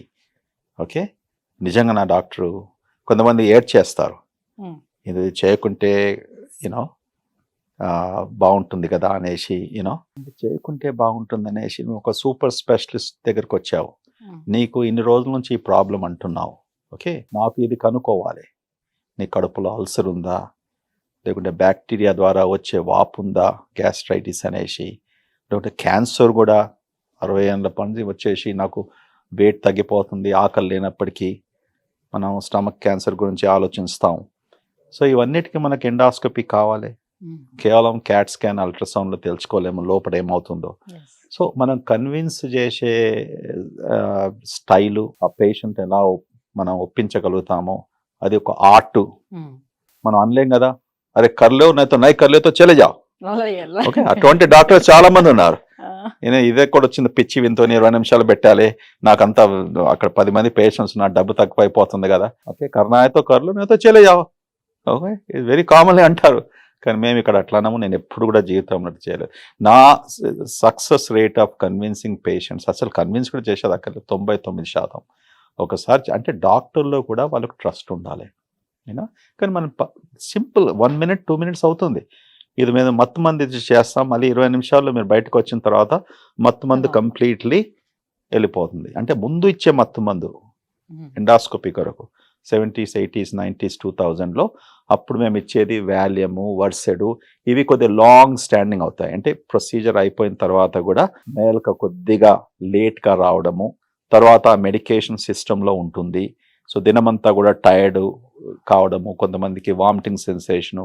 ఇప్పుడు ఇచ్చే మొత్తం అనెస్థెటిక్స్ షార్ట్ యాక్టింగ్ అంటాం, అంటే కేవలం 15-20 minutes వరకే ఉంటుంది, ఇమీడియట్లీ వాష్అవుట్ అయిపోతుంది. సో ఎందుకొరకు దాని సైడ్ ఎఫెక్ట్స్ ఉంటాయి, చాలా సులభం. ప్రాపర్గా అడ్వైస్ చేసినప్పటికీ ఇప్పుడు కోలన్ క్యాన్సర్ స్క్రీనింగ్ అనేసి 45 సంవత్సరాలు వచ్చినప్పటికీ చేసుకోవాలనేసి మొత్తం ప్రపంచం అంతా కూడా రికమెండేషన్. అది నేను ఇండియాలో కూడా ఇప్పుడు చేస్తున్నారు. నేను హైదరాబాద్లో మొదటిసారిగా చాలా సిస్టమేటిక్గా మా హాస్పిటల్లో కాంటినెంటల్స్లో అది మేము ఎస్టాబ్లిష్ చేశాం. దాంతో 3500 పేషెంట్స్ స్టడీ చేసి కూడా ఇప్పుడు పబ్లిష్ చేస్తున్నాం. ఓకే, ఎంతమందికి ఈ వయసులో అంటే క్యాన్సర్ కంటే ముందు గడ్డలు పుడతాయి పెద్ద పేగులో. ఓకే, 45 సంవత్సరాలు కట్ ఆఫ్ ఎందుకు తీసుకున్నాము? ఈ వయసు నుంచి ఇవి గడ్డలు పుట్టి 10-15 సంవత్సరాల్లో క్యాన్సర్లో మారుతుంది. అందుకొరకే స్క్రీనింగ్ కొలనాస్కోపీని చేసుకుంటే నీకు ముందు కోలన్ క్యాన్సరు, రెక్టల్ క్యాన్సర్ వచ్చే అవకాశం బాగా తగ్గిపోతుంది. Okay, situation. అంటే సో ఇవి కొంతమందికి ప్రివెంటివ్ క్యాన్సర్ టెస్ట్. కానీ గడ్డలు కూడా చిన్న చిన్నవి వచ్చేటప్పుడు బినైన్ కణితులు, సో మీరు కొలనోస్కోపీ చేసేటప్పుడే దాన్ని నార్మల్గా తీసేస్తాం. తీసేస్తారు ఎస్, కదా. అబ్సల్యూట్లీ. ఇలా వచ్చిన వారికి కూడా ఫర్దర్ గా వాళ్ళకి క్యాన్సర్ వచ్చే ఛాన్స్ ఉంటుందా? సో అది మంచి ప్రశ్న అడిగారు. ఇప్పుడు ఇటువంటి ఈ గడ్డలు వచ్చినప్పటికీ ఏం చేస్తామంటే అవి తీసిన తర్వాత బయాప్సీ చూసుకుంటాం. అవి ప్రీ క్యాన్సరస్ గడ్డలను వస్తాయి సుమారుగా 90% ఆఫ్ ది పేషెంట్స్. వచ్చినప్పటికీ నంబర్ ఆఫ్ గడ్డలు పట్టేసి సైజుని పట్టి మళ్ళీ నీ నెక్స్ట్ ఎగ్జామ్ 3 సంవత్సరాలు, 5 సంవత్సరాలు, 7 సంవత్సరాలు అని చెప్తాం. ఏమి లేకున్న వారికి మళ్ళీ నెక్స్ట్ ఎగ్జామ్ 10 ఏళ్ళకు, 10 ఇయర్స్ తర్వాత, యూజువలీ అప్ టు ఏజ్ 75. ఇది గైడ్ లైన్స్ ప్రకారం. సో యా, వచ్చినప్పటికీ మళ్ళీ వచ్చే అవకాశం ఉన్నది కనుక ఇది కదా ఒక ఆల్గోరిథం. నెక్స్ట్ రికమెండేషన్ ఇప్పుడు బ్రెస్ట్ మ్యామోగ్రామ్స్ ఆడవాళ్ళకి చెప్తాం కదా, ఎవ్రీ ఇయర్ 1 to 2 years చేసుకోమని. ఎందుకు చెప్తాము? ఈ సంవత్సరం లేకపోయినప్పటికీ కూడా మళ్ళీ నెక్స్ట్ ఇయర్ 2 yearsలో వచ్చే అవకాశం ఉంటుంది. ఇటువంటిది అందుకొరకే రెగ్యులర్గా మీరు స్క్రీనింగ్ టెస్ట్ ప్రివెన్షన్ కొరకు చేసుకుంటే ముందుకు మీకు అసలు ఈ క్యాన్సర్ రాదు. ఓకే, ఏమో లక్షలలో యాక్సిడెంట్గా లేకుంటే ఏదైనా మిస్ అయిందో డయాగ్నోసిస్గా అప్పుడు వస్తుందేమో, కానీ ప్రాపర్ ప్రివెన్షన్ స్టెప్స్ తీసుకున్న వారికి you know you won't have this problem. కొంతమంది అనుకుంటారు ఇప్పుడు నా ప్రాబ్లం ఏంది, అమెరికా నుంచి దేశానికి వచ్చేసి కాంటినెంటల్ హాస్పిటల్ పెట్టి ఇవన్నీ ఎస్టాబ్లిష్ చేసి ఒక ప్రాపర్ గైడ్ లైన్స్ చేసినప్పటికీ కొంతమంది పేషెంట్స్ అనుకుంటారు ఓ ఇది డబ్బుల కొరకు రికమెండ్ చేస్తున్నారు అనేసి. నాకు ఆ బాధ కూడా ఉంటుంది. ఓకే, సో దాని కొరకు యా అందుకక్క నేనేం చెప్తాను పేషెంట్స్కు, ఇది నేను డాక్యుమెంట్ చేస్తున్నాను మీకు చెప్పినాను అనేసి, తర్వాత మీ ఇష్టం, నేను ఎప్పుడు ఫోర్స్ చేయను. ఓకే, చేసినప్పటికీ చాలా మంది అర్థం చేసుకుంటారు, అది కరెక్ట్. అది ఇప్పుడు నా రెస్పాన్సిబిలిటీ యాజ్ ఎ డాక్టర్ చెప్పడం, ఒక అడ్వైస్ ఇవ్వడం, ఫాలో చేసుకోం. వాళ్ళు చెప్పిన పేషెంట్స్ యూనో వాళ్ళ డిరెక్షన్ ప్రకారం వాళ్ళు చూసుకోవాలి. కానీ చాలా మంది ఫాలో చేసుకుంటారు. చేసుకోకుంటే రేపటి దినం 10 ఏళ్ళ తర్వాత 5 ఏళ్ళ తర్వాత వచ్చేసి నేను డాక్టర్ రెడ్డి దగ్గర పోయాను, ఎందుకు చెప్పలేదు ఆయన, అప్పుడు చేసినట్టు ఇప్పుడు క్యాన్సర్ రాకపోతుండే కదా. కరెక్ట్. ఇప్పుడు అమెరికాన్ దేశంలో భయం ఉంటుంది, వాళ్ళు డాక్టర్స్ అంతా డాక్యుమెంట్ చేస్తారు యూనో, లేకుంటే లా సూట్స్ అవుతుంది. మన దేశంలో యూనో డాక్యుమెంటేషన్ చాలా తక్కువ. Of course continental is different. మా దగ్గర అంతా ఎలక్ట్రానిక్ మెడికల్ రికార్డ్స్ ద్వారా డాక్యుమెంట్ చేస్తాం. అందుకొరకు క్లియర్గా నేను రాస్తాను. వాడు 10 ఏళ్ళు కానీ 30 ఏళ్ళు కానీ 40 ఏళ్ళు కానీ వచ్చినప్పుడు నా రికార్డ్ ఉంటుంది, మేము అప్పుడు రికమెండేషన్ చేశాము. So it's a good thing to do. ఎప్పుడు కూడా పేషెంట్ ఫోర్స్ చేయకూడదు, వాళ్ళకు కొద్దిగా సమయం ఇవ్వాలి. యూ షుడ్ గివ్ దెమ్ కొద్దిగా స్పేస్ ఇవ్వాలి, అర్థం చేసుకోవాలి. భయం అనేది నార్మల్ ఎమోషన్. ఓకే, డాక్టర్లో నీకు టైం ఉండి ఆ పేషెంట్ను భయం తొలగొడటానికి నీకు కన్విన్స్ చేయడానికి నీకు టైం ఉంటే నథింగ్ లైక్ దాట్.